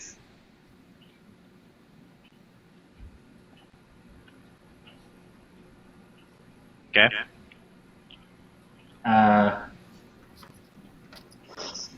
It's looking really rough, but it's still up. Like, you kind of see it's like right now it's kind of like swaying, trying to keep itself on its feet. Alright, I'm debating whether to use Flurry of Blows. Yeah, fuck it, I'll do a full Flurry of Blows on this guy. Don't you normally make a bonus action, just a normal bonus action punch? Yes, that's I was debating between the two. You have to declare it beforehand. So yeah, we'll be Flurry of Blows. And I'm going to punch him. The punch hit for 10 damage. So you're going to do another punch for 10? Yeah, so this one next to me is going to hit for a total of 10, 20, 29 damage. How would you like to do this? I'm going to hold that thought because I am going to move over to here to finish the Flurry of Blows. So we'll see if I get both of them, I'll do a thing. If I don't get both of them, then I'll narrate the death of one. Now, I'm not sure if that's possible. But if you're ruling that not legal, I'm fine with it. I'll just be back here. yeah, because I thought you were gonna just move around it and do some stuff. Okay, that is fine. Yeah.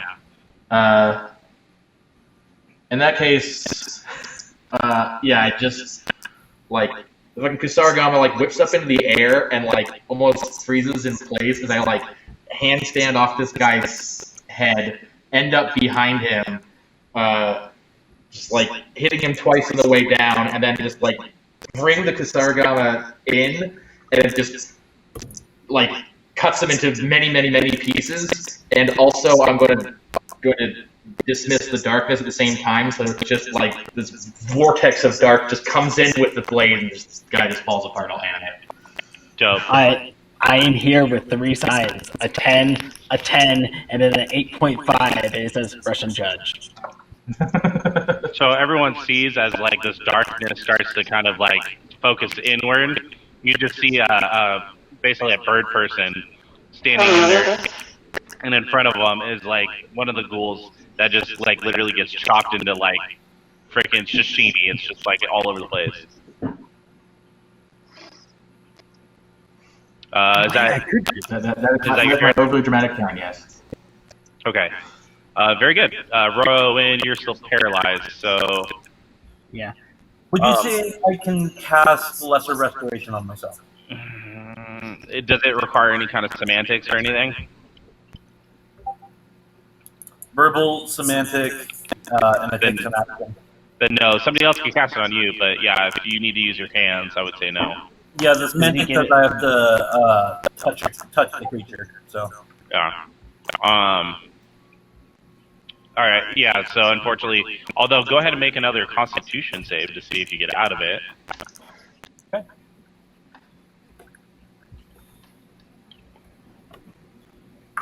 Don't fuck me. I got fucked.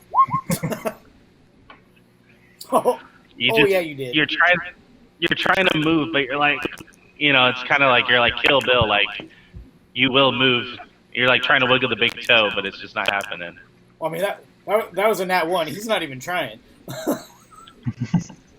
In his head, he succeeded, but in reality, here's his big toe. Okay, it's now going to be Grim. Your turn. So this. All right. Seeing as he still can't move, Dead. I'm going to quicken spell Eldritch Blast. Or no, hold on. I'm going to cast magic missile from Okay. a first level spell slot, which just automatically hits. Joke's on you, the ghoul has shield. Oh shit. Stop. Getting away.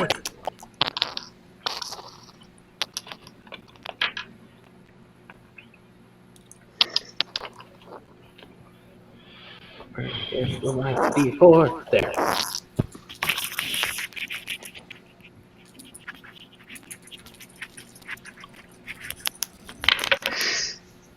Okay, so it takes 5, 10, 12 points of force damage.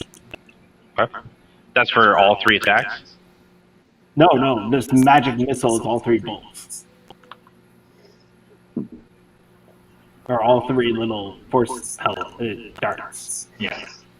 Maybe. Oh, marked up the wrong one. So I'm sorry. You're saying what? So yeah, 12 points of force damage to the one that's right here. Okay, that's 12 total because it wasn't it's in all 12 3 total. attacks. Okay. That was 12 total for the 3 darts. 1d4 plus 1 3 times. Okay. So it is still standing. All right. And as you do that, it now focuses towards you. So it's actually gonna kind of. Actually, hang on. Yeah, never mind. Never mind. So it is focused on you now. It is still your turn, yeah. Okay. Now I am going to quicken spell. Bonus action quicken spell my Eldritch Blast. Okay. So let me move these D4 out of the way. The first one does a 22 hit. Definitely hits. And does a 17 hit for the second one. 17 will hit. Okay. Wait, is this for advantage, or are you making 2? No, I'm making 2 with Eldritch Blast. At level 5, I get 2 beams. How do you get 2 beams at level 5? Because it's a cantrip, and instead of like the others, like other normal like firebolt and stuff like that, Eldritch Blast splits into multiple beams. It says so in the spell card. Yeah. It is? Okay. Yeah, that's Yeah. the last cantrip. It's why you can't twin it. Okay. I mean, just as long as somebody else can verify that. Yeah, that's how Eldritch Blast works. So the Okay. first bolt does 11 points of force damage, and the second bolt does 7 points of force damage, so 18 total.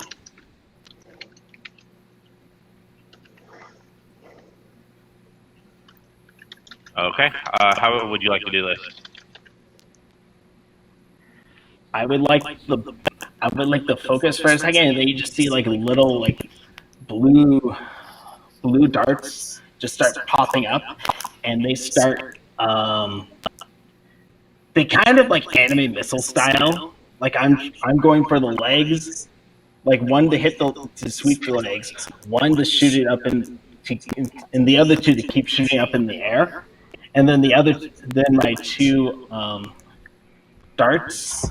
My 2 Eldritch Blasts, I am going to basically kind of get that purplish gold orb, split it into to go off the 2 fingers, and just go.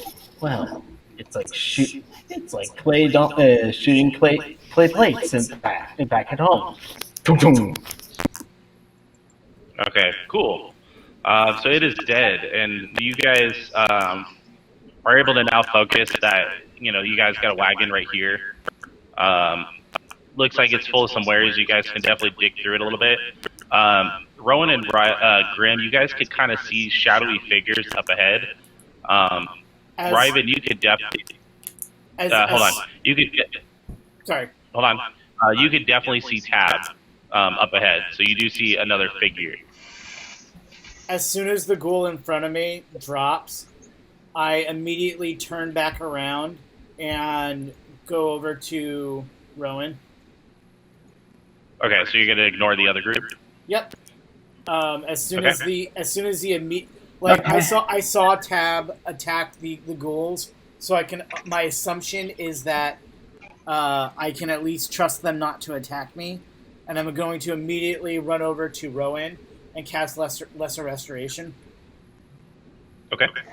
Before I walk off to go see who these other 2 figures are, I am going to hand Rowan a potion. Here, Rowan, you're gonna need this. Well, except you're gonna have to baby feed it to him until he's restored. Well, no, I hand a potion then to his brother to give to Rowan. Okay, I mean, saves me a smell I'm slot. I've just been healed. I know. Give me the fucking potion.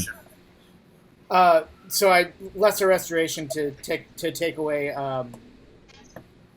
the paralysis. Paralysis. Okay, so basically you kind of like light up your hand and you kind of wave it over like the sections where the creature kind of managed to dig its claws into. And you, Rowan, start to feel your muscles kind of, you're starting to gain control of your own muscles. At first you kind of, it feels awkward, almost like you were working out of the gym, but eventually you're able to kind of move around. Fuck. Oh, that was going so well at first. What happened? It put its claws in me, and my muscles tightened up, and I couldn't fucking move. Put its claws in me too. Come on, let's go. We got stuff to do. Well, that No remorse. Just like you did this to yourself. Let's go. You really are the older brother. I'm the younger brother. While that conversation's going on, I'm going to go over to the 2 strangers. Why, hello there. Real quick. It's nice to have a little help with that. You with the fancy moves. Akari is reeling up the Kusarigama and coiling it. Just sure, fancy moves. That's You are very skilled with that. You are very skilled with that. I have to. Wow, that is some fine work there. Very fine Okay. work. Oh, by the way, I What's retrieved your my name? daggers. Your name, by the way.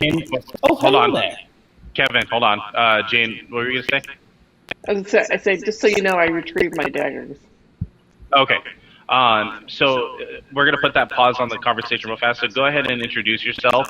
Half naked man behind the background of Kevin. Oh, Tab, sorry, that's Sean. Tab and Akari, go ahead and describe your guys' characters. go first. All right. So Tab is dressed in drab, dark clothing and leather armor, and she's just average height. And from what you can see of her face, because she's got her hood up, she's just average looking, with reddish brown hair. And but she's got away with a dagger, and she's got a rapier at her side as well. Are you leaving your mask up? Or are you not choosing to reveal your face? Not right at the moment. Okay. So yeah, so you guys see what she described. Plus, she's got kind of like a mask that's covering this part of her face. Something we should all be used to in our current situation. Well, hello there. So, I got absolute minimal healing from that potion. I'll All take right, care of it in a minute. go ahead, Akari. yeah, I am Akari Kagetsu, and I am a Tengu, so I'm a raven person. She is dressed in just fairly normal-looking monk habit. It's probably not one that you'd recognize, but it's like fancy, but not too fancy. And yeah, she's got a 9-ring broadsword in the scabbard and this, kama on a chain. This is a kusarigama. And he has ice blue eyes. I think that's about all physically. Not terribly tall. Tengu are fairly short, 4'10". And her and also is wearing this blindfold with these terrible runes that kind of hurt your eyes to look at. Just taking it off. She goes, yeah, that was exciting. I'll look over at the corpse that Tab is next to. Is that a friend of yours? Because if not, my associate tends to like to get paid up front. I assume at this point, at least I don't know about Rowan, but I have joined the conversation over here, and I would like to investigate the body. Okay, go ahead and make me an investigation check. That is my associate Rowan. I'm Or Raven. 16. And then, I'm taking out my shovel and I'm starting to dig a grave for the body. Yeah, and I'm not. Okay, I'm not really looking for loot. I'm looking for information about the body. Just. Okay, we'll get back to you in just a sec. Tab, what are you doing? I'm going to rifle through the contents of the wagon, if there is any. Of course. What about you, Akari? I'll just introduce myself to everyone as I put everything back in its place on my person. I'm a Datura from the Asagawa Monastery, which is really, really far from here. So there's no reason that any of you would know what that is. Would I know what that is? would I know what that is? You guys could always make. It's a religious order, right, Gabe? Yeah. You can make a religion check. Yeah, I will. That's not my thing. That's a 19. You're busy with my ditch digging. 19. So you guys, so basically, you've read somewhere. You just can't remember exactly of like these exotic different places of religion. You definitely know about different monasteries, but this was just too far distant. But the thing that you can kind of figure out is that they're like keepers of like artifacts, like they're safeguards of artifacts. That's kind of their whole monastery. But as far as like the name and like their exact location, it kind of eludes you. Yeah, my religion check was 13. Yeah, unfortunately, whatever they're saying, it just sounds like gobbledygook. I just figured I might know it because of my line of work. I mean, you're not going to know everything, right? So, But yeah, I'm not going to know everything. but I'm sure Akari would be more than happy to tell you tales about her monastery. I'm focused like kind of on the present after I'm like, yeah, these things that you would never have heard of because they're in Tian Sha. That's very, very far from here. Me and my associate were heading toward a weird rumors of a keep nearby with a bunch of goblins in it. Thistle's top, I believe that is, right?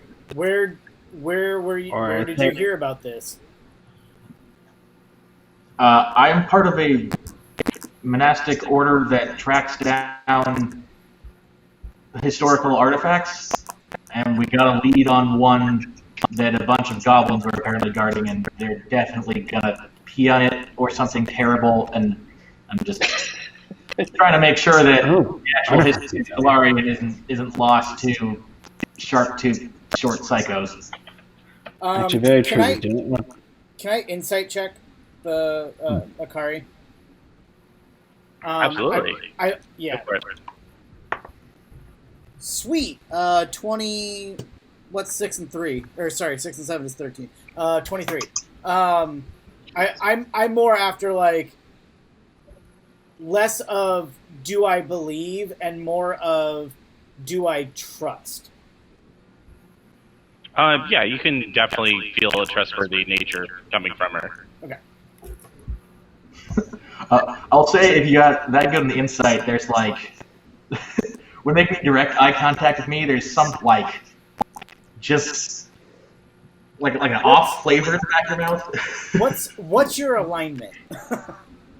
My alignment is a value between and including chaotic, lawful, and good to evil, somewhere in that range. Yeah, no, that's more the information I'm trying to suss out. Like, are you a good person or are you a dickbag? I'm going to walk up though and at least introduce myself. Akari, it is nice to meet you. My name is Grim. Grim O'Brien. Or Brian. Or Brian. I gotta be honest, your name sounds like a bad omen. It's fine. You seem like a kind person. I know. I get that sometimes. Though, the line of work I am, whoever I'm looking for, I am the bad omen for that.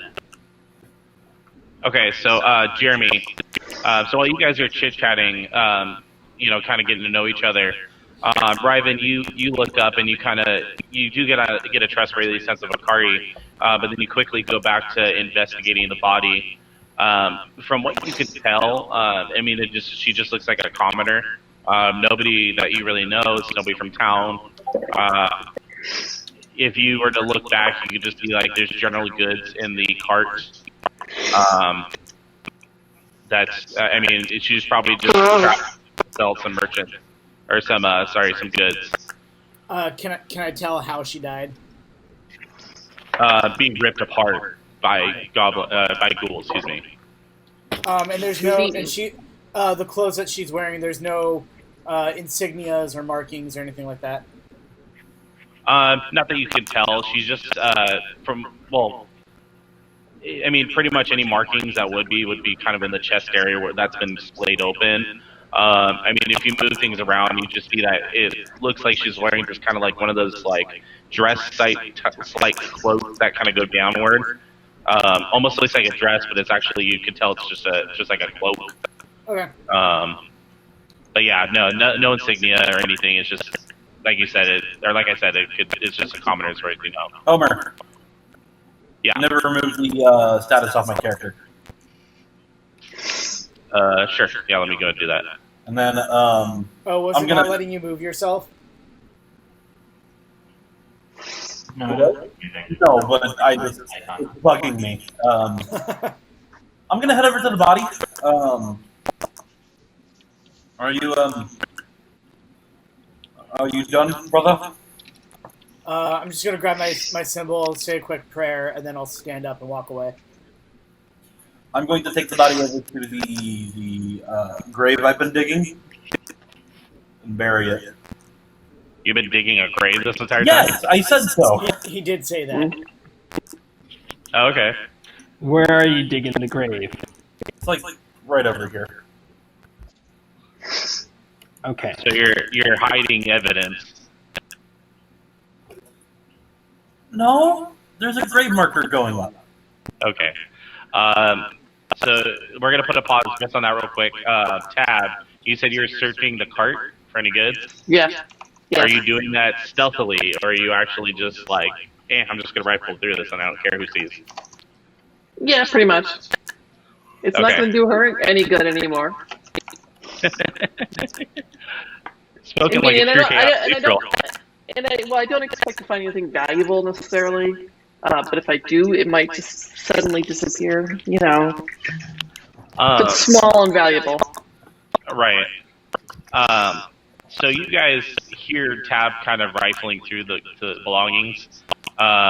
We'll kind of, I'll get back to you guys if you're going to intervene, but Tab, you do actually find a little bit of valuables. I mean, you find like a chest that did have a little bit of gold. It was like 30 gold worth in the chest.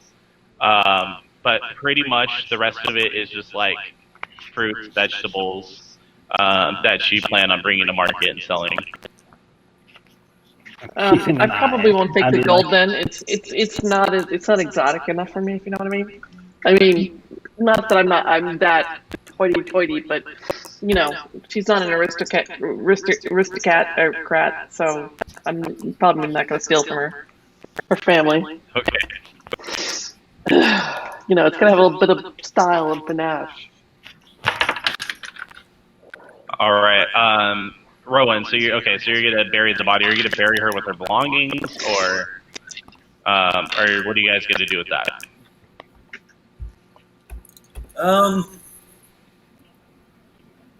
Yeah, that sounds appropriate. Okay. All right. So as you guys do that, it takes you the better. I mean, are you doing it? Are you trying to dig the hole fast, or are you actually like taking your time? Somewhere in between. Okay. I can't spend too much time on it, but it's got to be respectable. After I say my prayer over her body, I will assist with digging the grave. Okay.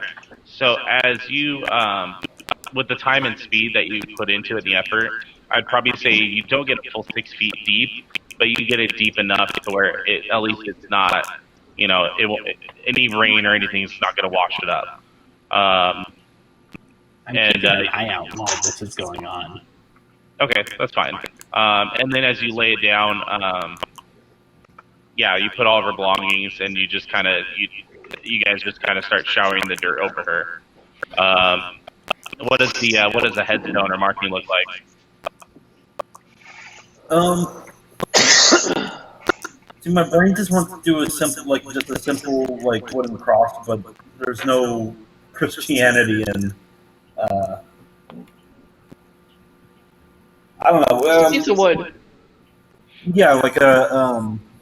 I was gonna say you could always carve grab a branch and carve the symbol of Sarenrae into it. Yeah. Yeah, that sounds right. Okay. So you guys go ahead and bury. It takes a couple hours for that to be fully done. And as that happens, you guys are free to go back. Grim and Akari, I believe you guys were talking, right? Yeah. Yeah. I was keeping an eye out, but I'm chatting away with Akari. You guys shared with Akari and Tab that you guys are heading to Thistletop, correct? Oh yeah, Okay. Yeah, we were headed because I said the name. It's like, oh yeah, Thistletop's actually just down this way. We were actually heading that way to deal with the goblins ourselves. Unfortunately, Okay. they've been ravaging a town just a little bit south of it'd be south of us, right? Or what was the question? Sorry. the city where Amiko is like south of us, right? It's southwest. Yeah, a little bit southwest. It's a port town over there. These goblins have been harassing it for a little bit. And unfortunately, they may have gotten themselves your artifact. They may already have started using it. I don't know, it's something, but it looks like we need to retrieve it from the wrong people.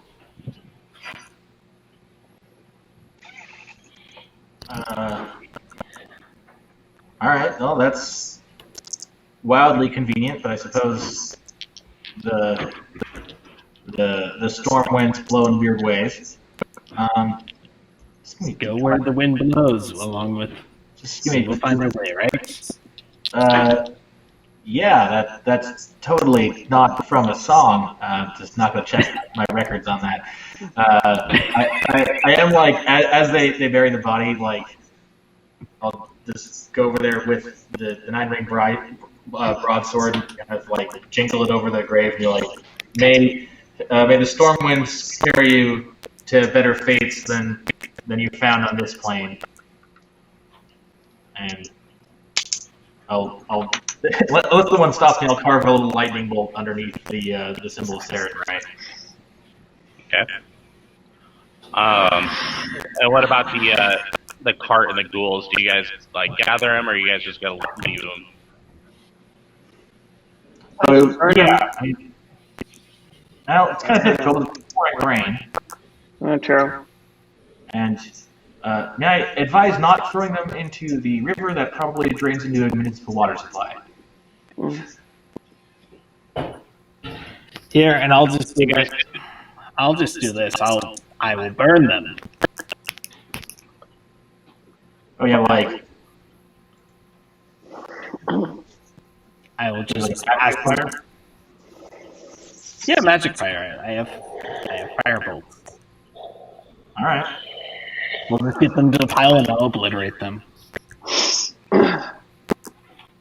Okay, so you guys gather them in a pile. I'm assuming you guys kind of drag them towards the horse to get the horse too. Yeah. You guys spend some time moving the cart. By this time, I would say you guys are kind of approaching like the mid-afternoon at this point. After all that, and at this point, you guys are definitely free to travel forward. Tab and Akari. Would you say during this? Hold on. Tab and Akari, you guys were extended an invite to travel with them, so you guys are free to go with them too. Okay. Now, Kevin, what were you going to say? Would you say we have gotten a short rest during all this? Absolutely not, because you guys were all active at the same time. Now, if you want to take a short rest, you're more than welcome to. Well, I mean, how long did the burial take? That's the question. Everything, because I'm assuming all of you guys participated in some way or form, which wouldn't give you enough time to relax. Now, after you're done, you're more than welcome to do that. I just need you guys to decide as a group if that's the action you want to take. I burned a lot of key points in that fight. Okay. I love them back. I mean, if we take a short rest, I can get my channel divinity back. So yeah. Sure. Okay. It is then. If we're not under pressure, let's make a quick camp. I mean, other than the rain beating down on your head, there's nothing else. If that's the case, then I will also do a prayer of healing. Okay. All right. So you guys just stop long enough just to catch your breath. Some of you kind of like any kind of wounds that you have, they definitely, they're starting to feel a little better. You guys are kind of healing up enough to start travel again. Anybody who wants to get 21 points of health. Okay. Is there anything else anybody's doing before we move on, or you guys gonna head out? I think just that. I am fine with this. You're gonna what? And for... I did have one question. Okay, so would you say that 2 hours have passed by total for this now, so that my detect magic has gone away? Oh, Or it's the definitely extra longer than spell. 2 hours. Yeah, it's Okay. definitely longer than 2 hours.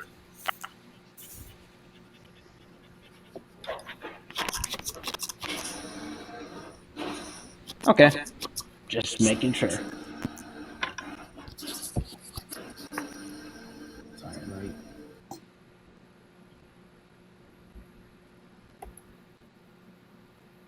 Okay, give me a second.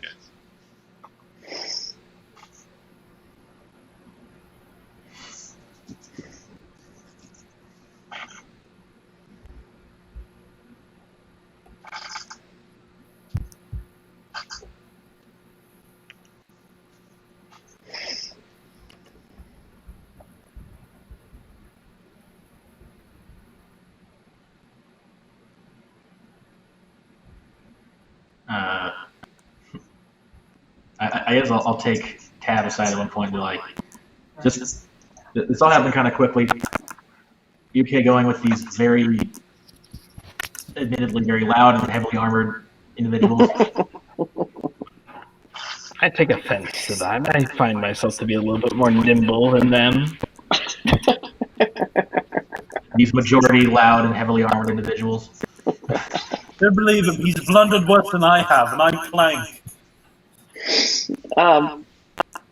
I think it'll be fine for right now. Obviously there's ghouls about in the woods. It could be good if we had some backup. Yeah. And they do a really good job of absorbing damage, as we noticed. It's always a plus. It's always good to have a thick layer of steel and flesh between you and something trying to kill you. Yeah. Meat shield, we call Just them. one. Oh boy. Okay, hang on. I'm about to change you guys over to a different map. The easiest way to do that is if you put all of our characters together and copy paste us so that we don't have to deal with putting names on again. Already done.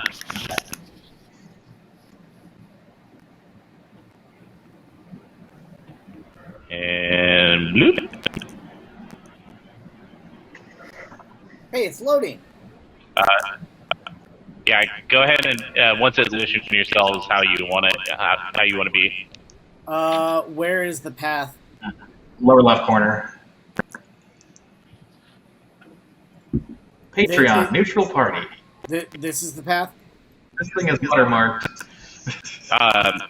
So right here is kind of what you guys headed, because if you remember the direction they said, as soon as you cross the river or cross the bridge, you're gonna basically follow the river. Yeah. So you guys are off the beaten path now. Okay. All right. Well, I will be in the middle then. I'll be towards the front. Okay, I can move real fast so I can bring up the rear, I guess. So I was gonna say I could bring up the rear and keep us covered. Whichever works. Okay, so just so you guys know, whatever order you guys do, that's the initiative I'm going to go in for right now. Okay. For any future combat for the rest of the game, today's session. Sorry, let me clarify. the marching orders is going to be in the initiative. Correct. Just want us to say. Not. No, I'll take the front then. I mean, I'm taking the front because I have got really good perception. Yeah, as do I. Okay, so Riven's going to take the front. I'll go third. And I would I'll say be in that the middle somewhere. unless Tab wants to be like scout ahead, I will take the front. Not really a scout kind of girl. She's more of a city girl, not a forest girl. She's probably going to be in the back. Fine with me. I'll 100% take the front. Okay. Grim and Kathari, how about you guys? I'm fine with that, actually. I was the second. So you're going to be behind Rowan, or are you going to be behind Akari? Behind Riven. I think it's me. Okay, so you're going to... It's me, Grim, Rowan, Akari, Tab. Okay.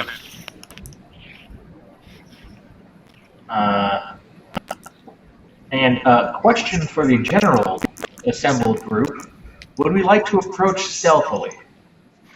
We could try. I'm going to look at our monk and Clank. And I'm going to look at you like hold my hand in the air and sort of like ball a fist, and you can sort of feel reality kind of bending in on itself, and then I let go, and your armor stops clanking, and we pass without trace. Ooh. I'm okay with this. Yeah, me too. I will totally stealth now. Yes, I would love to stealth with this.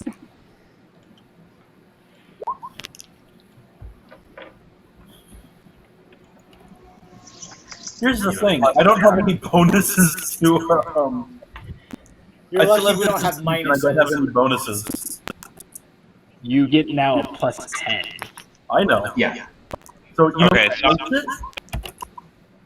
So real fast, so I'm going to go ahead and keep your guys' initiative score, so this way when, if I add any other encounters to it, I'll basically just place them accordingly, but you guys will still react in the order that it is, if that makes sense. Would you like us to roll? Wait, do we need to No. roll initiative down then? Or? No, Kevin, I'm keeping the score. I will roll initiative for any future encounter stuff. I'm just keeping your score right now, yes. Got it, okay, good. I'm just doing this to speed it up, and I probably will do that future sessions too. Okay. So you guys... This is what it's like to be Pike. What? So yeah, so as you guys come across the bridge, you manage to, see that the river's starting to kind of bank this way, away from the path. So you basically start to follow it, and eventually you come across another gap where you guys actually have to cross it again by foot, which brings you up to this path. So you guys are gonna stealth, correct? Yep. Okay, go ahead and roll a stealth check with a plus 10, I believe, correct? Yep. Although for heavy armor users are a disadvantage, so I can't fix that. So I actually rolled a 20, so it'd be a 30 with the extra 10. Yep. Plus, Nice. okay. I'm using a hero point as well, too. Sorry.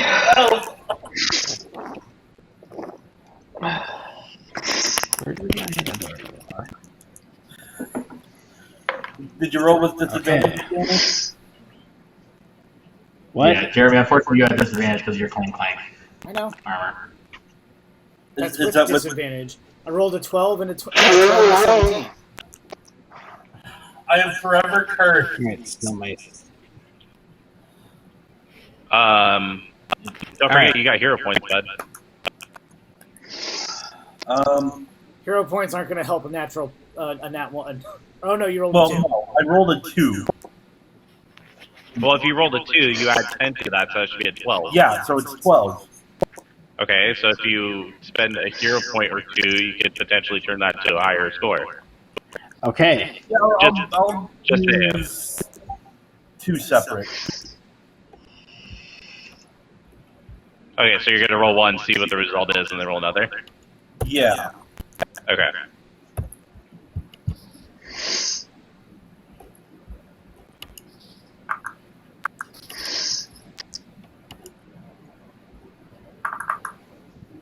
All right. Better. I'll take an 18. Because I rolled a 2 and a 4. Okay. Total 22. Check it out fast. So anybody roll below a 14 by chance? Not anymore. Not with passing All down right. Not traits. anymore. Okay, you guys are good. Yeah. It's a great spell. So you guys, Thank you, hero point. hey, they're there for a reason. So here, I'll go ahead and reveal more of the map. So you guys are able to move further forward. Hang on, let me get this out of the way. Come on. Cooperate. There we go. So yeah, so you guys are able to move forward, and you start to kind of see more of the river as it's wildly rushing down because of the rain. How bad's the rain getting about now? It's the same. It hasn't let up quite yet. Okay. I just didn't know if it's going to get heavier or not. No, it seems to be staying the same level. You will take any ranged attack disadvantage more than 15 feet. Okay. But once it lights out a little bit, then you guys should be fine. That's great. That is totally great. So, Riven moved forward. Everybody else moved forward. Yeah. Oh, let me move. Yeah. In formation. I believe I'm the 4th. Okay, let me reveal more of the map.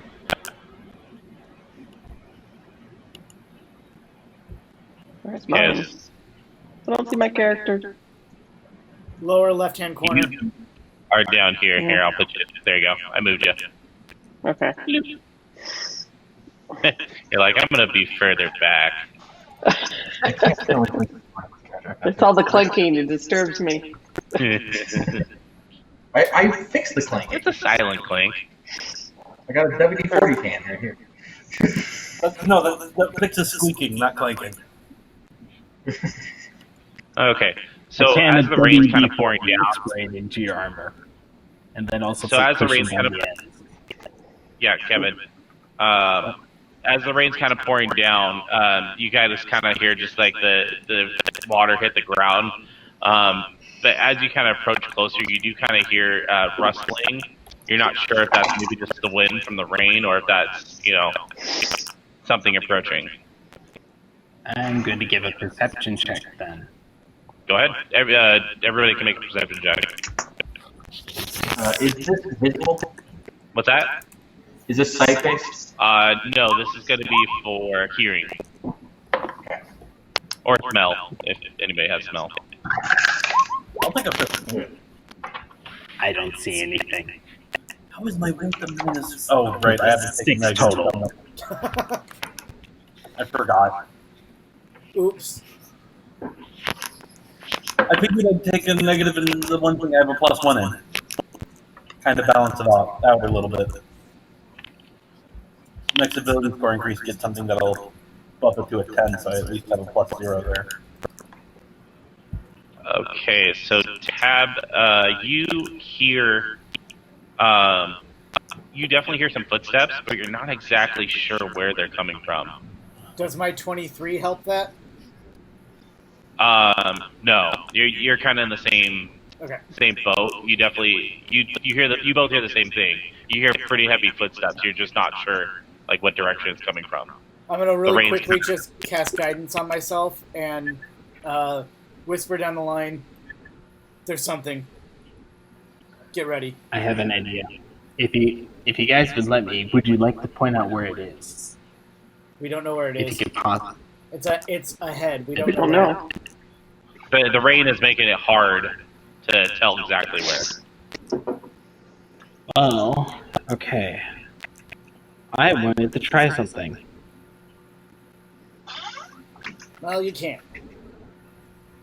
Well, no, I want to. What's the range on? There. You know, hold on. Let me see what the range is for this. If I can do it over here. I can. Okay. I would like to try and make the sound of kind of like a helpless animal in the water over here with minor illusion, like an animal struggling. Okay. So you're making a sensory sound, not an image, correct? Yeah, making a sensory sound to see if I can try and lure out what it is. Okay. You do that, and nothing really budges. Okay.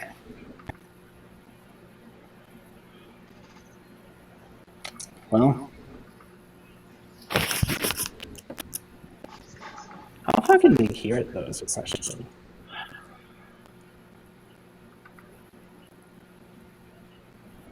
I'm sorry, what was that? I was just thinking because it lasts for a minute over there. Okay, well, for a minute you don't see Nothing anything happen. No. Okay. All right. Although, Rowan, what is your AC again, bud? 21. Okay. So, out of nowhere, you have an arrow that just kind of flies. It basically managed to kind of like ricochet off your armor. Oh, that's just annoying. At this point, you have no idea where it's coming from, but you do have two more that launch your way.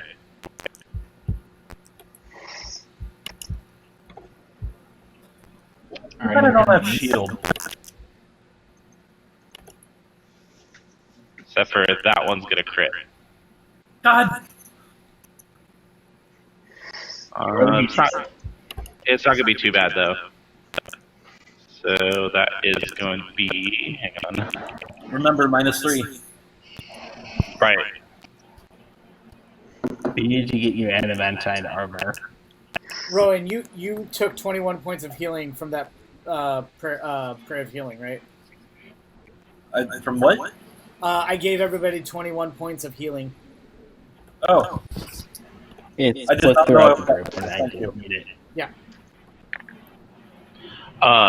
So you take 12 damage. That's with the -3. As this thing just managed to kind of like lodge itself right into your side.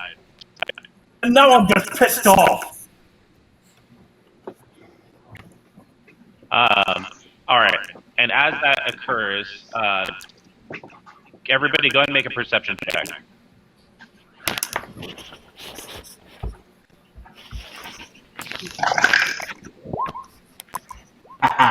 Finally a good one. Sorry, 24. I'm too distracted by the arrow in my side. And I have a -1. Okay, so 24. 9. 20. Wait, is it 24 or 26, Gabe? 24. 24. Okay. 24, 13, 9. 9. So it looks like Akari is the only one that sees this. So you managed to be able to follow where the arrow is coming, My 21 doesn't see it? Where's your... Oh, sorry. Both of you see it. Yes. You guys managed to follow the arrow and see that there are a group of goblins across the river. The one that you saw was here, so you see one of them. So there's one goblin right there that's standing out in between the rock and the bush right here that fired at your brother. Okay. So let me go ahead and add them to the initiative real fast. Hang on.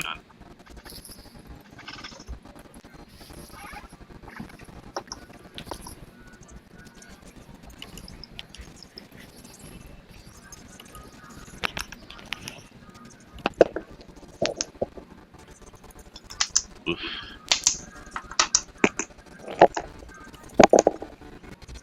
Why are they super tiny? It's just the tokens. I mean, they are small creatures. 22. And they saw through our stealth, no problem. Yeah. Well, they saw through Rowan. That's why they fired after Rowan.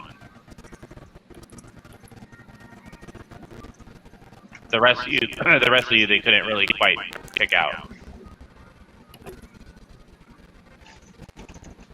Okay, so the goblins will actually go after Grim.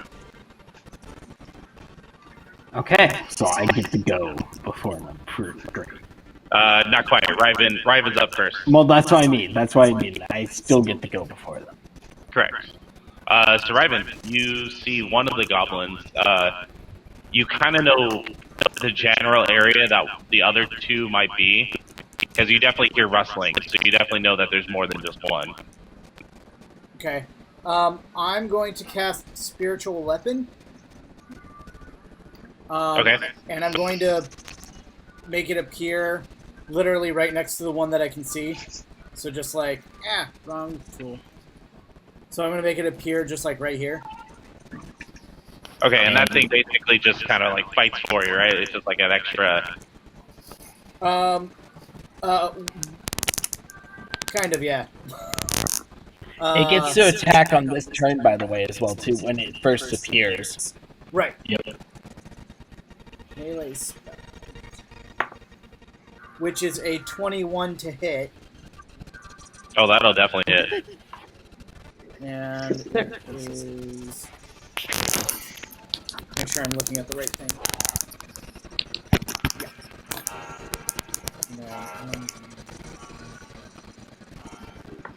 So that's 14 damage from the spiritual weapon.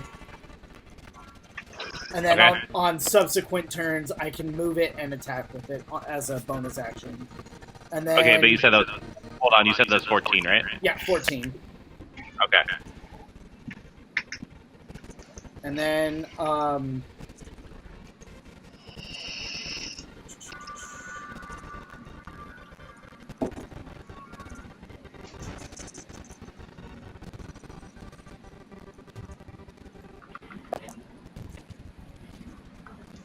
I'm gonna sprint straight down to the water. Okay. So, real quick, let me notate that the water is difficult terrain. I'm not going in the water. I'm just going to like the edge. I just wanted to notate that before anybody crossed. Copy that. Thank you. And then.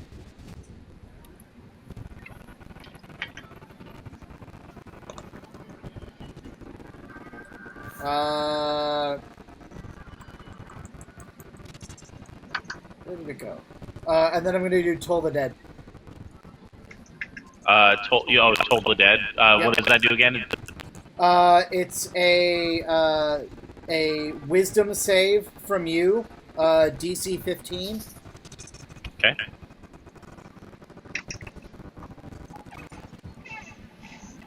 It's just it's a damaging spell that does more damage if they're already injured. Yep, it takes a D12 if it's already injured. Which I rolled a 12. Which you just did. It does not pass its wisdom save. Alright, 12 damage. Okay. Oh, actually, it's another 11. Because we're That's level okay. 5 now, so I get 2 damage dice on it. That's okay, because it's already dead, so... Sweet. It's already dead! How would you like to do this?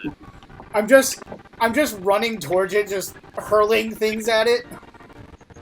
Ring the bell. That's my brother! Now where are your friends? Alright, so this guy...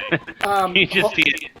Homer, Go ahead. Will you add a token, if you can, to this spot for my weapon? Sure, yeah. Just Give me a... Just so I can keep track of it. Jesus Christ. Yeah.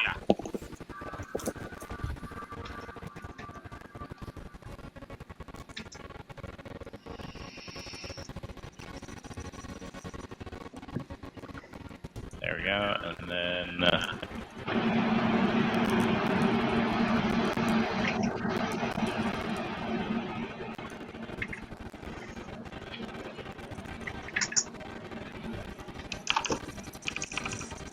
God, they're tiny.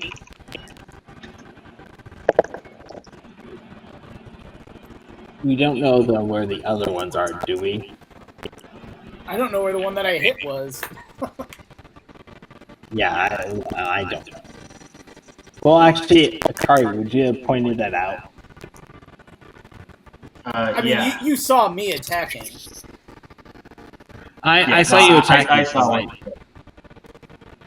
But he would have at least my pointed turn. out one was.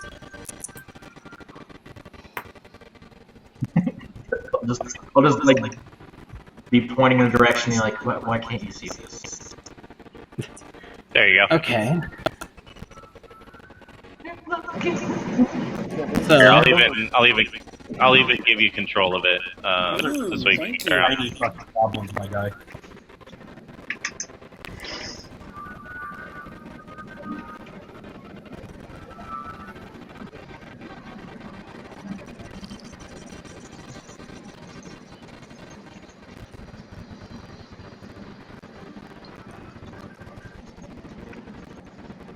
There you go.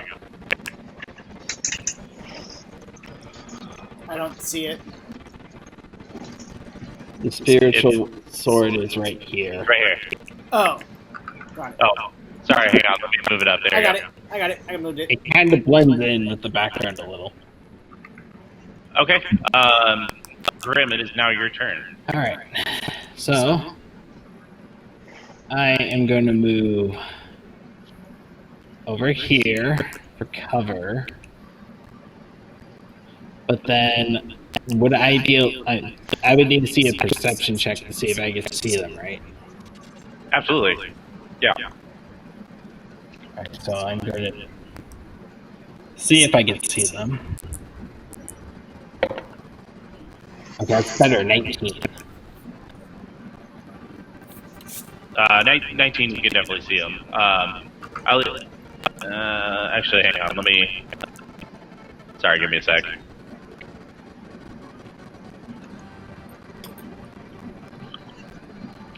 Actually, you see one of them. We'll Which see. one do I see? You can see this one kind of popping out of the bushes. Alright then. So I should have some movement still. So that was here, that's only 15 feet. Yep. Okay. Can I get it to where... Hold on, if I were to get it here... And it's disadvantaged at 25... at 15 feet or longer, right? Greater than 15 feet, correct. You know what? I think I am going to do this then. Well, alright. He's within 120 feet of me. So... yeah, he's... I'm just going to stay where I'm at, and I'm going to spend one of my spell slots to cast Magic Missile. Okay. Roll a disadvantage. Just kidding. No, Magic Missile just automatically hits.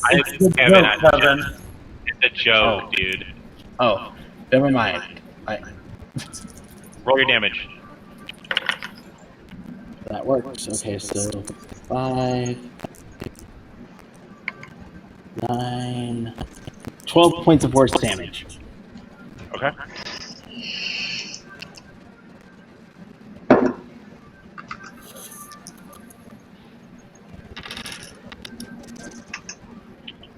All right, he is looking pretty fucking rough. I think I'm good for now. Okay. So as you fire these beams, force missiles, you kind of see the goblin kind of get hit a couple times, drops to one knee, and as it's kind of like bleeding from the chest a little bit. I see. It is now the goblin's turns. So this one is going to actually move up to where the dead buddy is, kind of ignoring the spiritual weapon, and it's going to go ahead and fire straight at you, Grim. Okay. Does this give me any additional cover, by the way? Yeah, we'll say it gives you half cover. He also rolls a disadvantage And too, half cover because of the rain. Yeah. And half cover is like an additional 3, right? Plus 5. Or, that's a plus Correct. 5. So it could, no, half cover is plus 2. No, quarter cover is plus 2. No, 3/4 is plus 5. So in 5e, it's only half cover, 3/4 cover, total cover. Okay. Either way, he misses. You see it just kind of like fly at you as you duck, and it kind of ricochets off the rock. Okay, and then this goblin over here is gonna fire at you, Ryben. Okay. You kind of see one pop his head out and fire an arrow at you.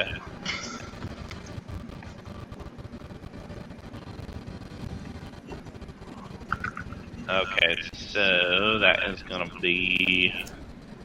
yeah, no, he misses too. Sweet. Yeah, you just see this arrow just kind of like plop and go straight for the sand right in front of you as it kind of embeds in the dirt. So fucking misses him, but not me. But he's gonna go ahead and as a bonus action, he's gonna go kind of back underneath the cover, so he still has half cover. But he's gonna call for... huh? But like we know where he is now. Oh, excuse me. Yes, you know where he is now. And excuse me. And as a free action, he's gonna shriek out for assistance, essentially. So for this round, nothing happens, but next round you'll start to see some things. Who's up next? It is Rowan. Do I have any idea where these little fuckers are? Yeah, I would say, I mean, you're already alert, but yeah, you see that goblin there and then this one here. So you do see both of them. Cool.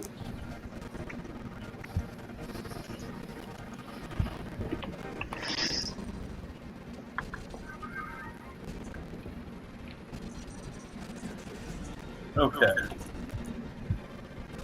We'll run up to here.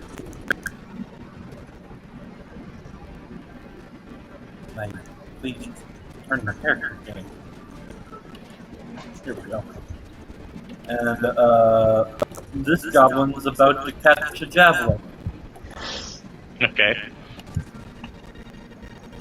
You're hang on. Yeah, you're gonna take disadvantage at that distance.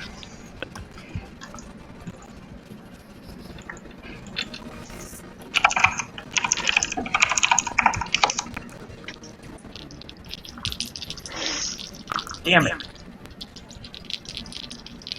What is your roll? Well, I haven't rolled yet. Oh. Never mind. I'm just gonna burn a spell slot and cast myself a nice little shield of faith. Okay.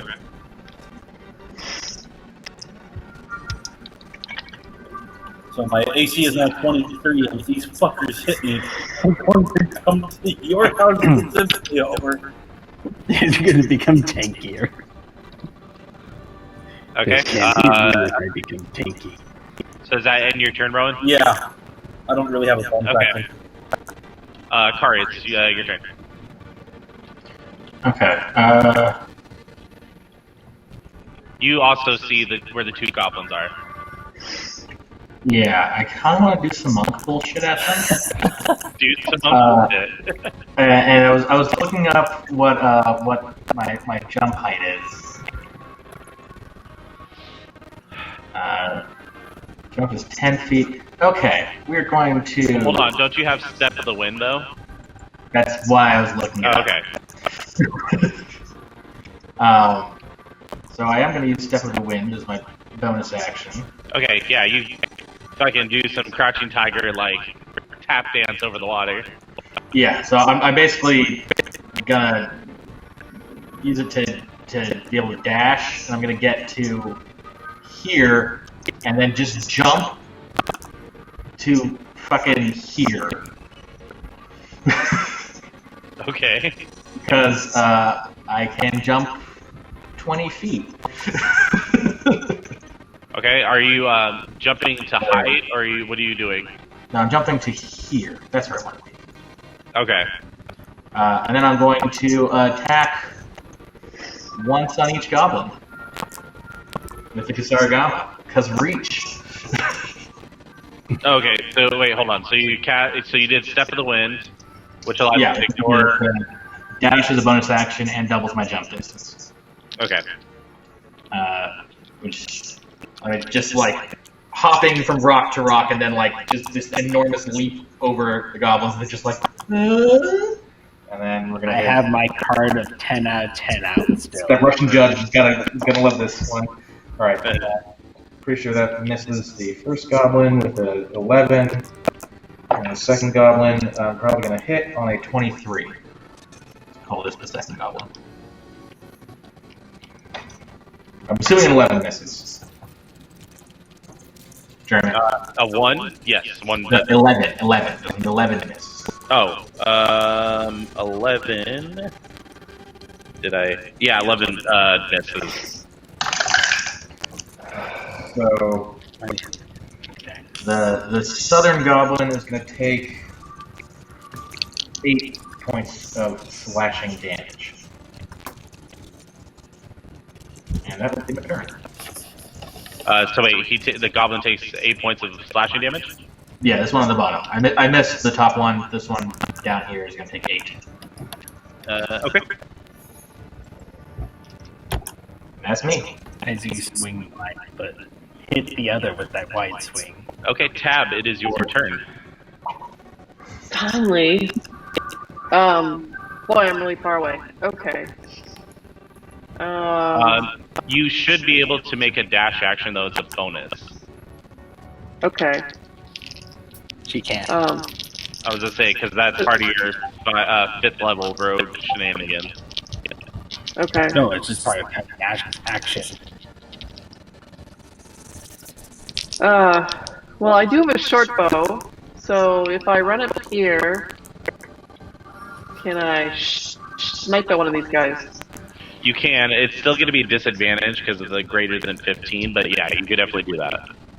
Okay, let's give it a shot. I don't know how well that'll work, but you never know. It could happen. Hey! And that's with disadvantage? That was a straight roll from D&D Okay. Beyond. So take off whatever you need to take off there. And Well, then how you to roll rolled- with the. Roll again, and you take the lower one. Yeah.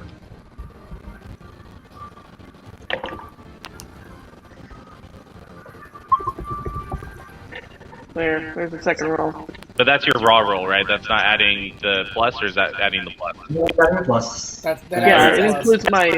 includes my ability modifier. So Right. So the That's- first one was the first one was included my +7, so it was a 16 I Okay. rolled, and Yeah, the next so- one I rolled was a 5.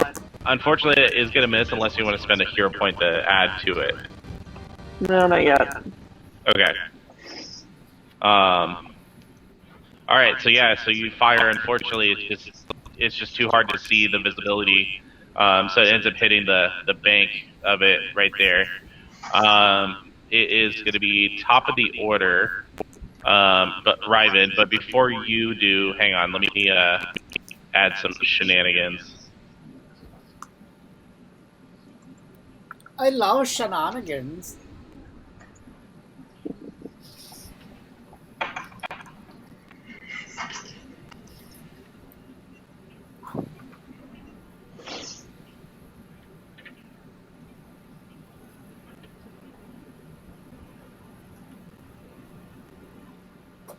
Actually, these guys will go.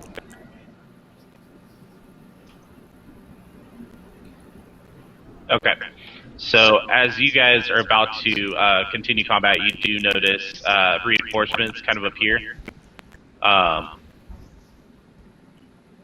Ryven, you notice this giant big boy. That's where you kind of were getting the noise from. Is fastly approaching you, and then and then you see a orc riding what looks like some sort of wolf. Got it. Oh, lovely. Okay. Well, I'm still gonna do what I was gonna do. So there's, I can't see them on the map really. So there's a goblin here and a goblin here. No. So there is. Hang on. So there's goblin here. Goblin here. Oh, there's Here, let me go ahead and do this. This might make it easier for you. Hang on. You're gonna need to get rid of the dead goblin, or move it. there's a live one on top of the dead one. That's not. Yeah. Got it. Okay. Hang on. Oh, maybe not. I can't do that. That's fine. I just didn't realize where the other one went because it's on top of the dead one. Yeah. So there's two ones, and then I mean, I don't know if you noticed them yet, but you basically see reinforcements kind of coming along too. Yeah, I can't really make those out on the map. Okay. That's fine. So I'm going to sprint over to here. Over where? Oh, okay. To where I just moved. Okay. It's only 15 feet, so even with the difficult terrain, it should be fine. Yeah. And then I'm going to hit that one with Hailstorm Okay. for a 22 to hit. That'll definitely hit. Okay. And that's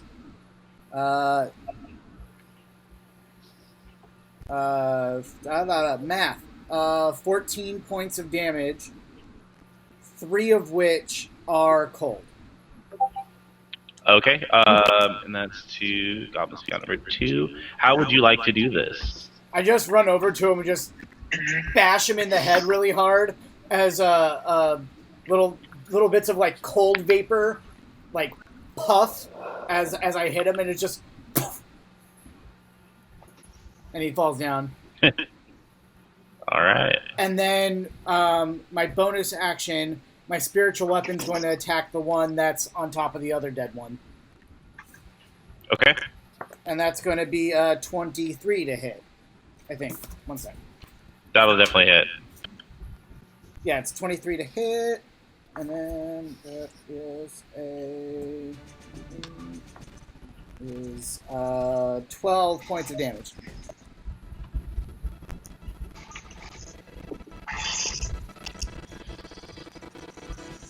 Hey, hang That's on. the one I hit with magic missile. And how would you like to do that? The weapon just kind of like it goes up in the air a little bit and then points down and just swan dives right through his face. So you skewer it, basically. Yeah, just right into the ground. Awesome. Okay. And then I should do I have 5 more feet of movement? No, I don't. I'm good. That's my turn. Okay, so I was just gonna step out of the water, but I'm good. Okay. So they are all the goblin archers are dead. Grim, it is your turn. Okay, so he should be just within, if I move here. Yeah, you He's can gonna walk up. Yeah, you could definitely hear heavy footsteps coming your way very fast. Yeah. I see the larger person or thing coming up. I'm like, oh no, we need to deal with this now. So I am going to pull out the big guns now. I'm going to quicken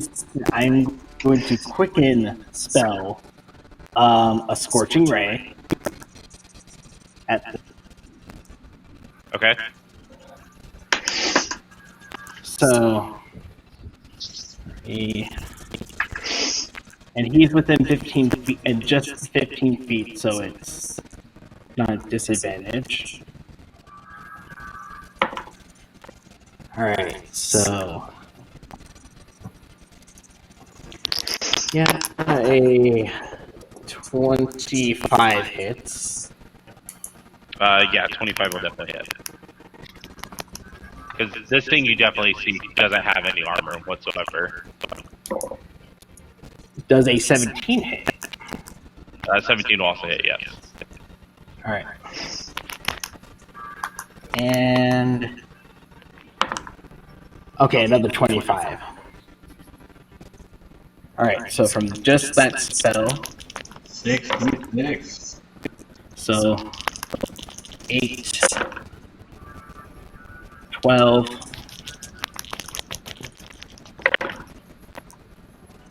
It takes 19 points of fire damage. And then now, as my action, I am casting Eldritch Blast at it. Okay. Yes. It's a, Okay, so If we didn't know he was a one warlock, was we know it now. 15 hits, right? 15 hits. He's a big hulking thing. He has no dex. All right, so then another and then an 18. Another 18 damage? No, 18. No, 18 for the second. Second Okay. blast. 18 to hit, yeah. So 7 and 12, so another 19 points of force damage. Another 19 points of force. Okay. Well,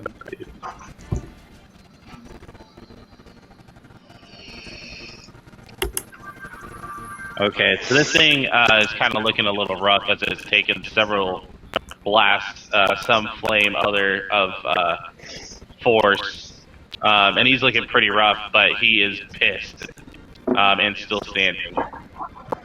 Okay, I'm like, Rowan, we got incoming. I see it. As I am now going to use the rest of my movement.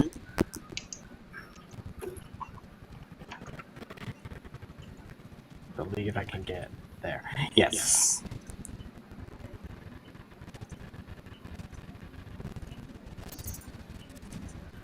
The rest of my movement to get over here.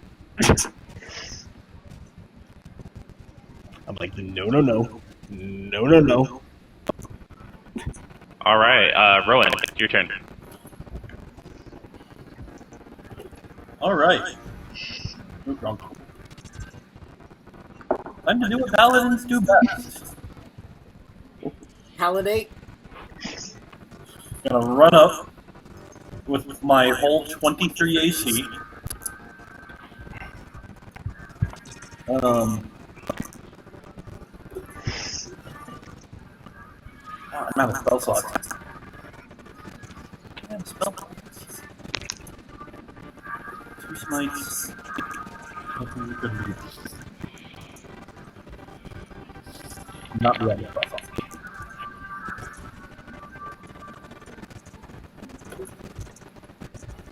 Anyway.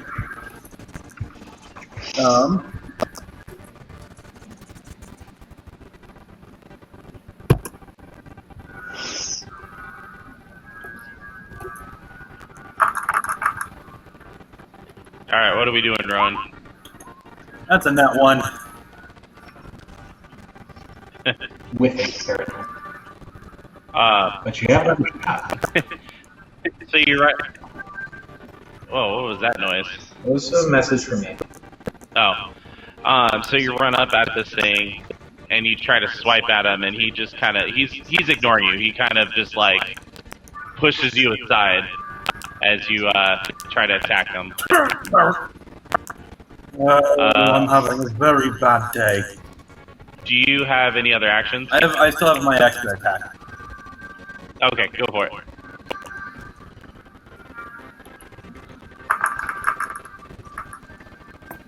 This is, ooh, 19 should hit, right? 19 will hit, yeah. Okay. And I'm going to use a 2nd level Divine Smite.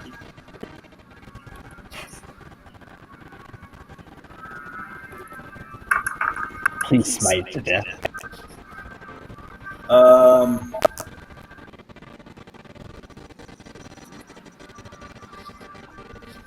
That is 11 plus 13. So that's 24 damage in 1 hit. 24. Phew. Don't you fucking ignore me! And I just swing at it, and this like loud explosion of radiant energy rings out from my sword. So you lunge forward with the sword, and it stabs right in his gut, and you pull it out. You start to kind of see, like, a lot of blood dripping from his stomach, as you also see scorch marks from the scorching ray. He's looking really rough, but he's just barely standing and holding himself up. Is that end of your turn? No bonus action shenanigans?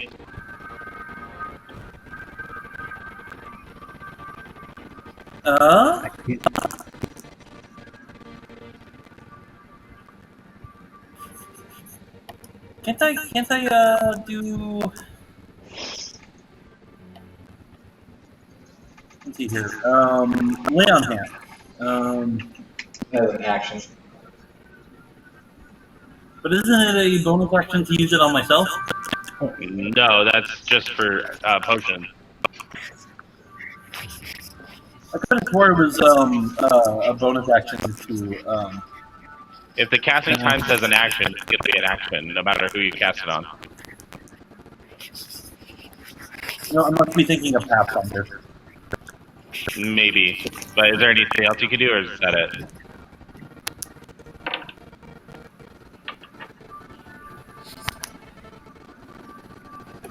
You could chug a potion as a bonus. Yeah, you can check a potion if you need to. I don't think I have any. You should. You should. You're right. I Two. Yeah, I'll check a potion as a bonus action. Okay.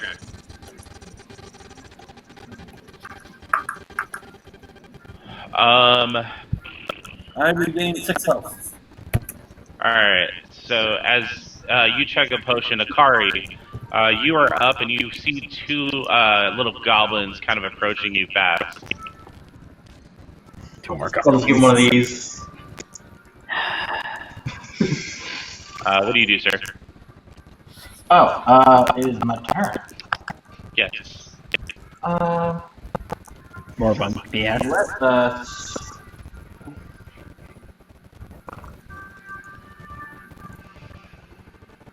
move to here. Actually, would that put that goblin on the wrong side of the cover? What's that? If I move to here, is that goblin like It's behind. cover? If you move to there, this goblin will definitely have cover. Yes. Okay. Well then, We move to we'll go to here then. there Okay. or here. Yeah, I want to make life a little harder for that. War riders. Yeah. Understandable. Those 2 squares of movement. Okay, so I'm gonna attack Goblin Boy on the left first.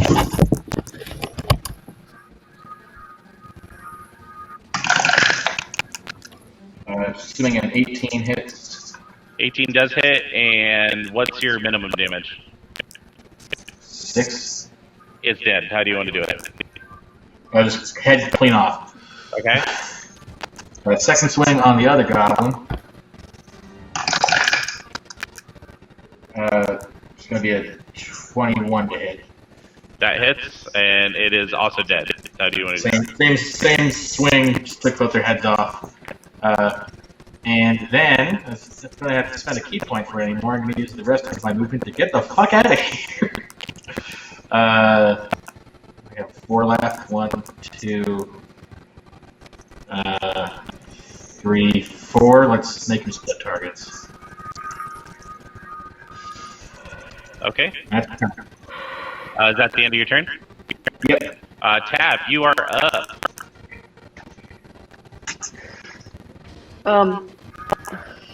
Okay, I'm going to try to do an end run stealthily. I think they were doing okay with these guys over here. I'm going to try to use my stealth and run up here to hopefully sneak attack on the big guy. Okay, so you're going to use the brush as kind of like as cover? Yeah. Okay. Want to roll stealth? Yeah, I was going to say, do me a favor and roll stealth real fast. You get sneak attack damage because it's within 5 feet of melee with an ally. Well, Yeah. I mean, that's also roll 20. I rolled a natural 20, yeah. Alright, yeah, you're definitely stealthy. He's too engaged with the paladin and the sorcerer that just dealt him a fuck ton of damage. So go ahead and do what you need to do. I'm trying to think what's my highest damage device, and that would be my rapier, so I'm gonna stick him. You're not in melee Okay. with it. Yeah, you'll have to move in a little closer. You are stealthy though, so I mean. Like there. Okay. It's not the best I've ever rolled. That's 22 damage. Oh, Yeah. Yeah, but it's only... Hit. Yeah. Yeah. I actually have luck. I have the luck feat. You can definitely use that. I believe you roll another 20 Yeah. and you get to choose the better result. It works for me. So I'm gonna roll a d20 here. Ooh, that's much better. Yeah. That definitely hits. And how would you like to do this?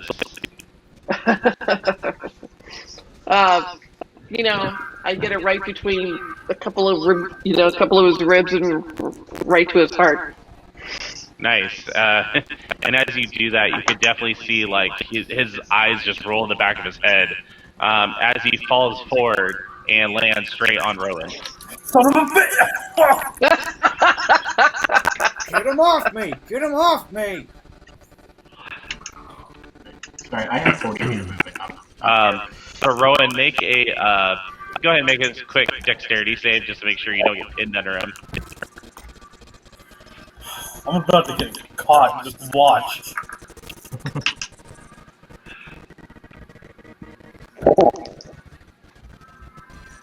Does an 11 make it? So you see this thing get stabbed right through the heart, and it eyes roll back, and it just goes clunk and lands right on top of you, knocking you prone. And I spend a hero point for him. What? I'm checking something. I don't have that sucks. I mean, it's just not prone. You can get up. I know. I'm just. All right. So that was Tab. So the ogre is dead. Poor guy didn't even get a turn. Yeah. I saw it. I was like, no. I want to remind all of you, just want a quick reminder that I have not taken any damage, so I am still concentrating on Pass Without Trace. So your stealth roll was a whopping 40. Oh, you made another stealth roll? Oh, but no, she just needs to be if you within make 30 stealth roll, feet of you. I still have the spell going. Well, okay. Are you when you ran away though? Are you going back and hiding? Because if you are, yes, I do want another stealth roll. No, I didn't have enough access to. I'm just general reminder to everybody. He's just that you saying still have Pass Without Trace is still going. Gotcha. Okay. Well, it's only 30 feet out. So the orc rider is going to be coming after you. Actually, I'm going to put him right about here, and he's going to throw a javelin at you. At who? Akari. Damn. I tried. I'm sorry. Kari has more monk BS. That's a nat 20. All right. Javelin is. Okay, give me a sec.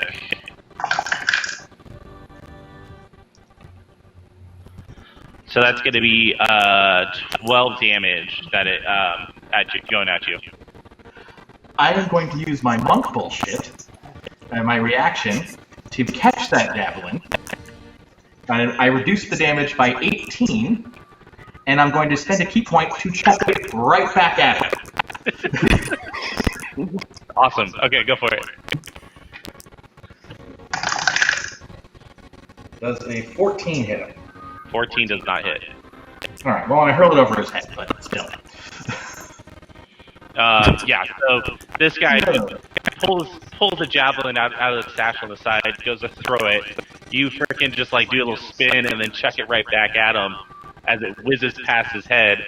And so the warg is going to finish its movement here, and he's going to try a bite attack at you. And that is... The warg rider is demoralized at this moment. Okay, so that's going to be that's going to be a 19 to hit. 19 does hit, unfortunately. Okay. Uh-oh. Yeah, it's gonna hurt. And it's going to be 10 damage. Yep. Please make a DC 13 strength saving throw. Take damage and then make that strength saving throw. Strength proficiency.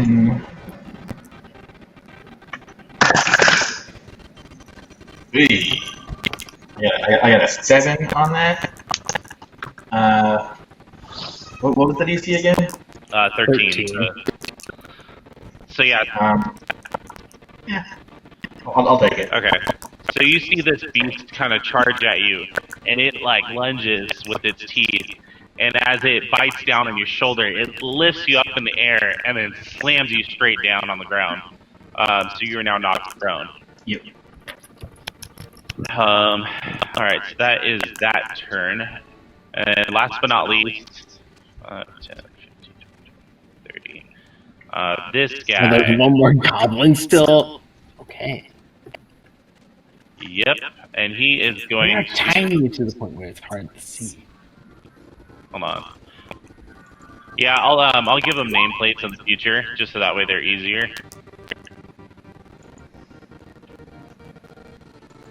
Okay. He's gonna go after you, Grim. Okay. And this is damage. And he is actually not, because he's gonna cast Fireball. Fireball? Can I shield that? Is it a reaction? Shield improves your AC. Yes, it is, but shield increases my AC. Is shield a reaction though? Yes. Then Yes, you it can is. cast it. It wouldn't do anything. Yeah. It wouldn't do anything. It wouldn't do anything. Do you have a counterspell? Because counterspell will be a lot more useful I right now. don't have counter spell at the moment because I don't have access to third level. Okay. Well, your multi-classing is going to kill us all. When did we go so wrong? Okay. Go ahead and make a what is it? A dex save, right? Dex save, yes.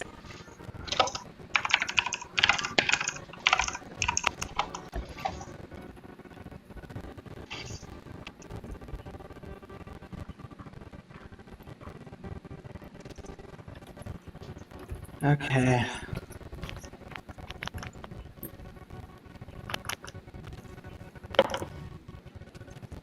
What is it, DC 13?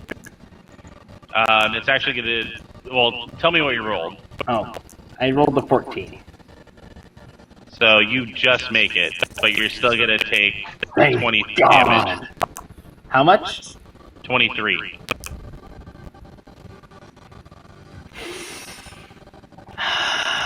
Okay, that hurt. Ouchies. Good thing I have 38 hit points.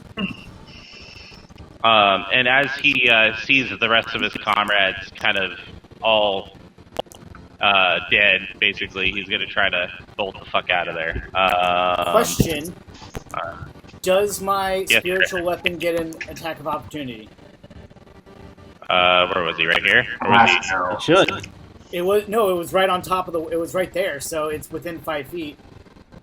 Yeah, it doesn't get attacked, so opportunity. I was to say, I don't think it does it? Yeah, because you have to. It goes on your turn. I don't think it has a reaction, Like, unless it states otherwise. My reasoning for it was because it goes on my go. It's an extension of me, so it'll be using my reaction. But that's fine.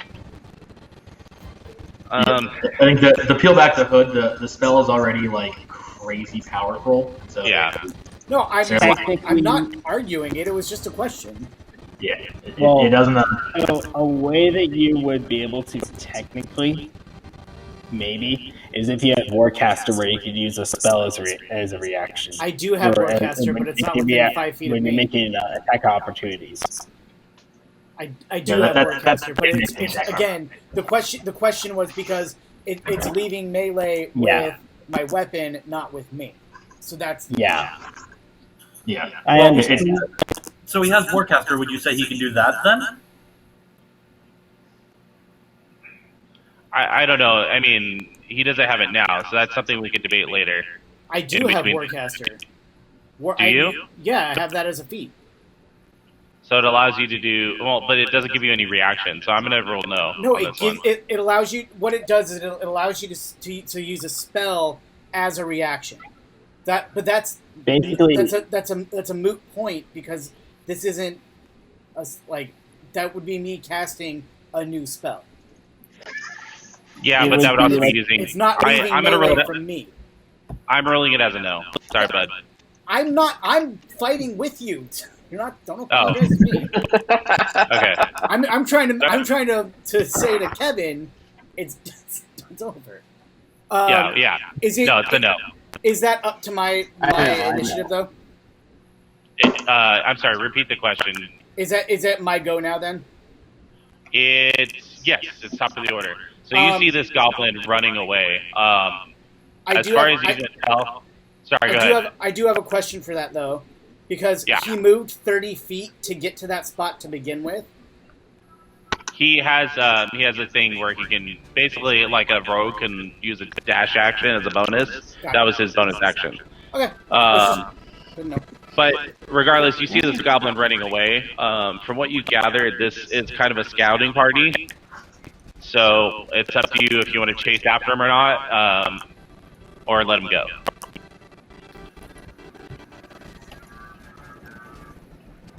I can't reach him, so no. I'm gonna move up here, and my spiritual weapon's gonna move up here, and we're both gonna make attacks at the warg. Okay. So starting with Hailstorm, that's a 19 to hit. So wait, are you targeting the warg or the warg rider? Are they technically different things? I mean, yeah, they're separate entities. I guess I'm targeting the warg then. Okay. That's a 19 to hit. That will definitely hit. Okay. That is math. What is that? It's +5. Mm-hmm. 8, and that's 11 points of damage, 3 of which are cold. You said 11 points of damage? Yep. And 3 of those are cold. And then Okay, so the cold reduces movement, correct? no, that's from Ray of Frost. Oh, okay. And then 14 points of force damage. Oh, I need to roll the attack first. It's 22 to hit for the. That'll definitely hit. Yeah. And that's 14 points of damage.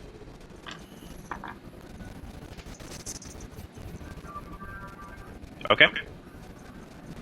And those were both on the warg itself. Borg is looking fucking rough. This thing actually immediately lets go of Akari as you attack it. Sweet. That's my turn. Okay, Grim, you're up. Yeah. Okay. Let's see. What do You I kind of have? pull.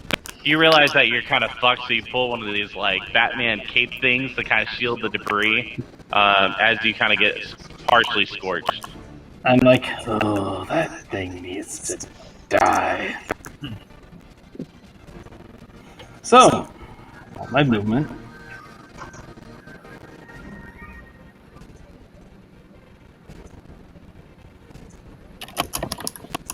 Okay. And alright. Just move tab out of the way so I can get to my character. Standing on top of the rocks over here. Okay. Now that thing is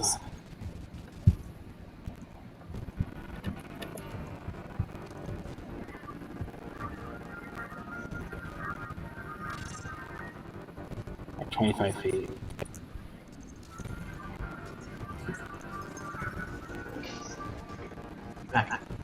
So, I'm going to now cast Firebolt at it, but spending a sorcery point to twin it. Okay. That's it's a spell attack, correct? It is a spell attack. It would Both are be going to be at a disadvantage. yes.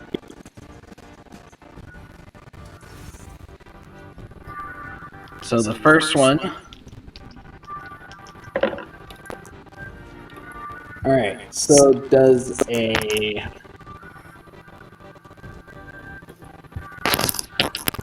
Yeah, that is a. Yeah, 16. Does a 16 hit? 16 will hit. Okay, so the first one. Second one.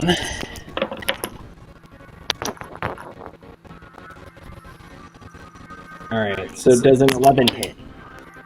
11 will not hit. Okay, I'm spending a hero point.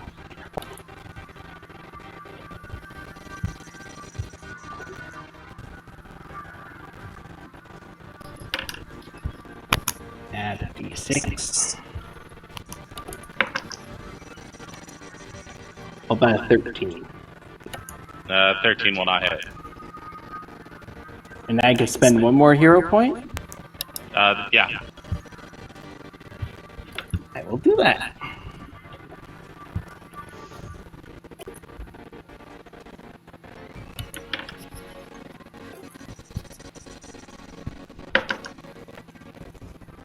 Well, that's 16. 16 to hit. Okay. I need more defense.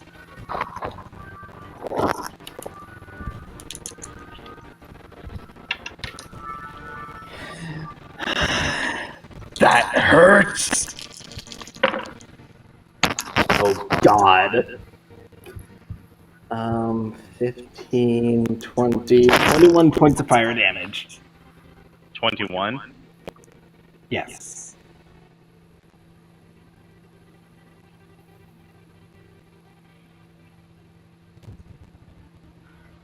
Okay. So you basically blast this thing in the back, and as you do, it like does kind of one of those tumble forward, but manages to catch itself back on its feet. It is looking pretty rough and burnt, as you kind of see the charred marks on its back. Is that end your turn, or do you have anything else you can do? All right. Just bonus action to get my sorcery points back. Okay. Moving on to Rowan. So is that goblin still up? He is, but looking It pretty is. bloodied. Okay. I'm gonna stand up. Gonna move, so I'm within range. You fuck, buddy. And I'm gonna chuck 2 javelins. Okay.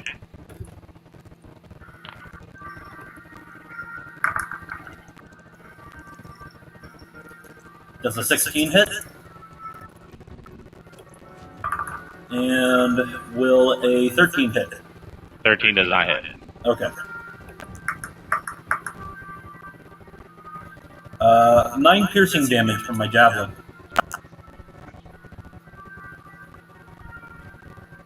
Okay, he is still up, but like fucking barely. You son of a bitch! We can't spend hero points now, do we? We can't. What's that? We can't spend the hero point now.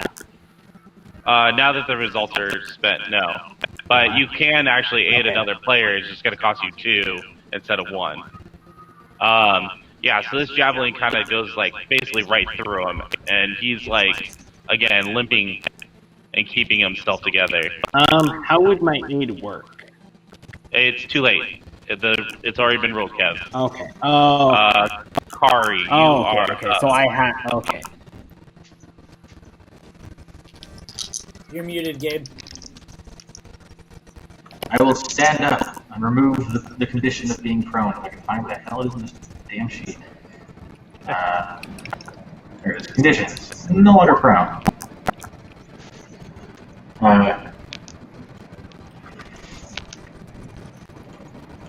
And I am going to attack.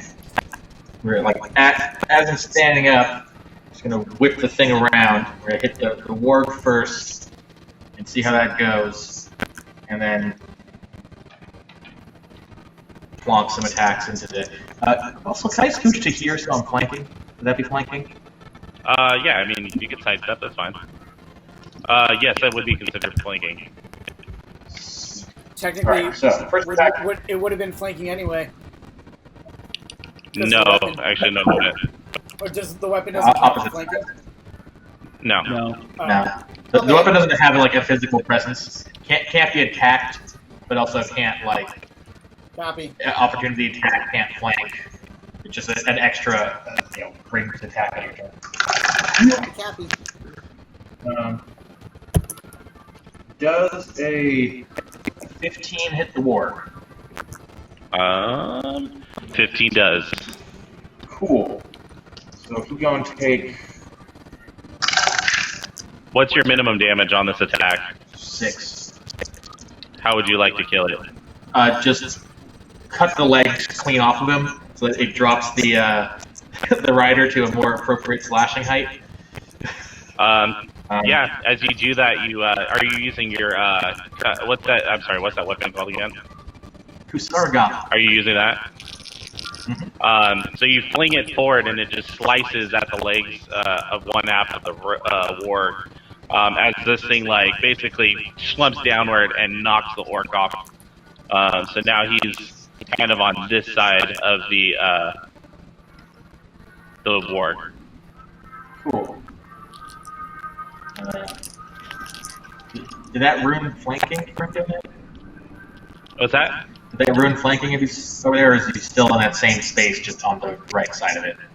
He's based just the right side, so technically, yeah, I'll still say he's flanking. Cool. I'm assuming a 25 probably hits him. Oh yeah, 25 definitely hits. So it's going to be a 6 damage on that one. And you know what? I'm a little pissy that I got smacked, so I'm going to use my last key point and flurry of blows this motherfucker. Okay. 21 probably hits. Definitely hits.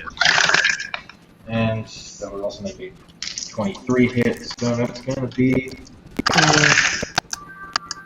17 points of damage for me punching him. How would you like to do this? Just hit him in the knee, knee him in the chest, and he comes down. Just do one of those do one of those right to the bridge of his nose, and then I'm just gonna turn around because cool guys don't look at explosions, and he's just gonna collapse in the heat. And as you do that, he does take a few steps back as he's kind of kind of disoriented, and then all of a sudden you just see blood fall as he just kind of slumps back. Cherry blossoms fall from somewhere. Okay, so it is now Tad. You're up.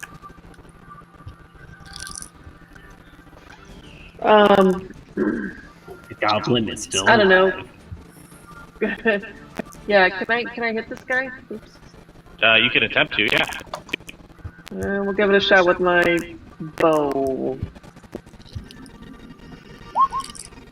Hey, maybe. Well, roll one more, so it'd be at disadvantage.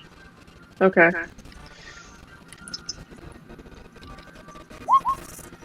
Hey! Same one both times. 18 will definitely hit. So it's not going to be sneak attack damage, though, but so you do 7 piercing? Yeah. Okay.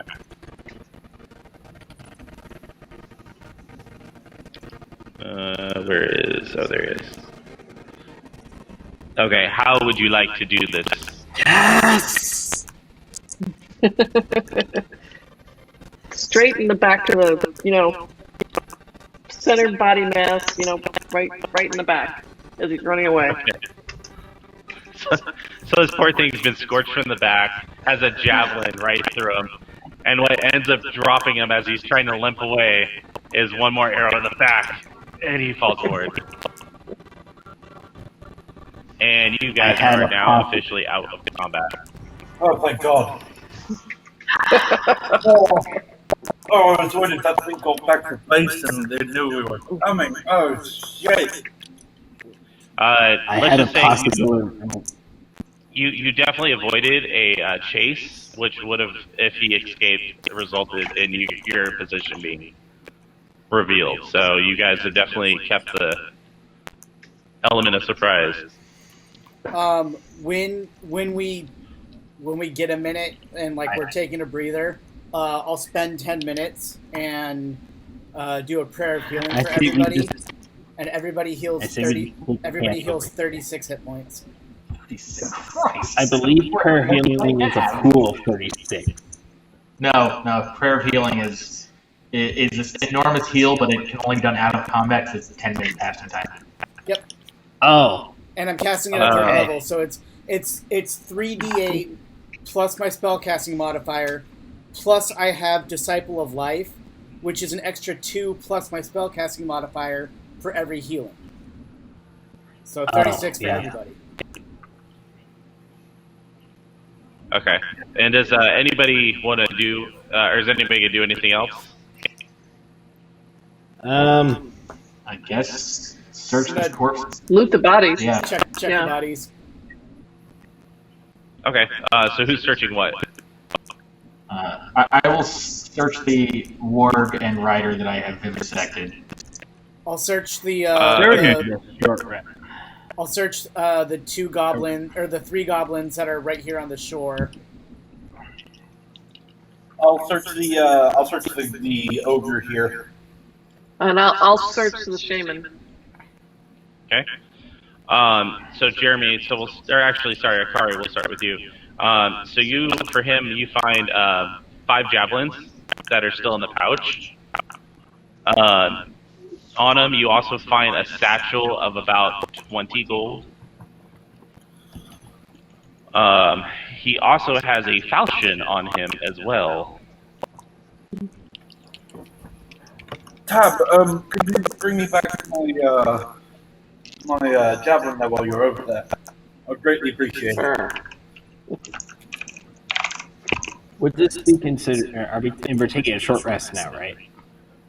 If you're not doing any kind of actions, yes, you could take a short rest. I don't get anything from short rest. I don't care. I absolutely get things for short rests. I get things from short rest too. So yeah, so that's about what you found, and you also find leather armor. Wait, are you on the warlock just so you get all your spell slots back for short rest? I only get 2 first level spell slots back. Okay. But it allows me to get sorcery points back. Okay. Falchion is not. So it is Pathfinder.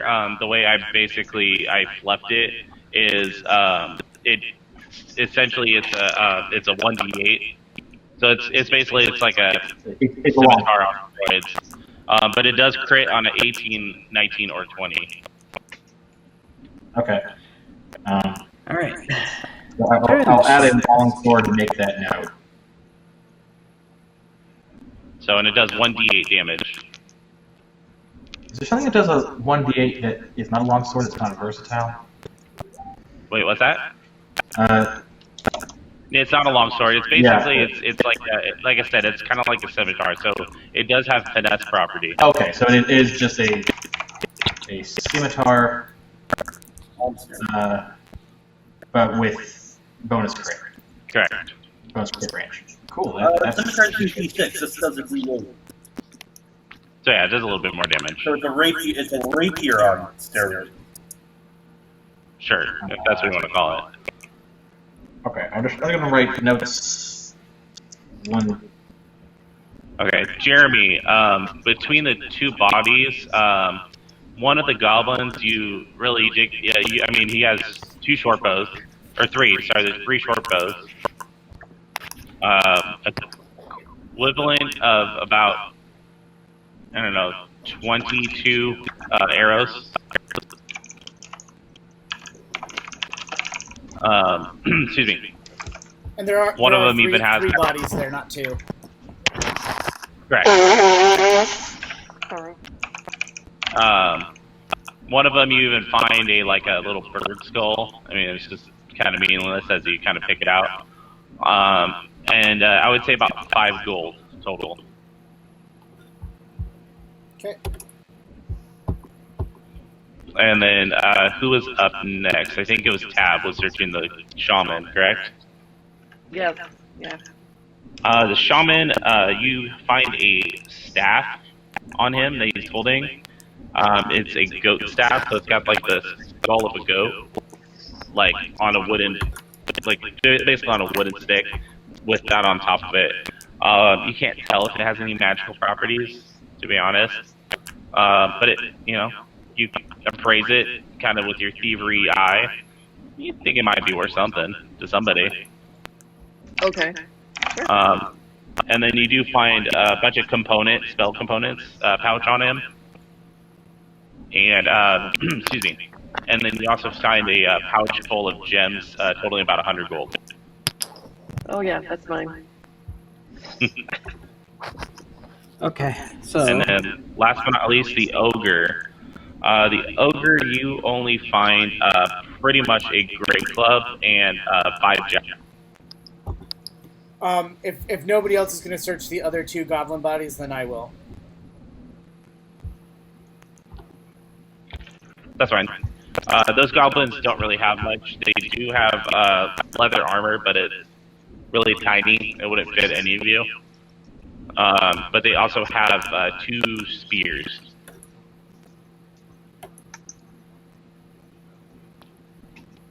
I'm going to give the spears to Rowan if he wants them. I don't need spears, I just need javelins. Spears are throwy thingies. I think spears have less range than a javelin, though. That's the problem. Oh, I haven't. Alrighty. Okay. So I'm going to go ahead and... If you still have stuff you guys want to do, that's fine, but I'm going to move you guys to the next map, and we're going to go ahead and end it there. Sounds good. Sounds like a I plan. wanted to take like 10 minutes of my. I wanted to take like 10 minutes of my short rest, basically, and just use the psionic meditation.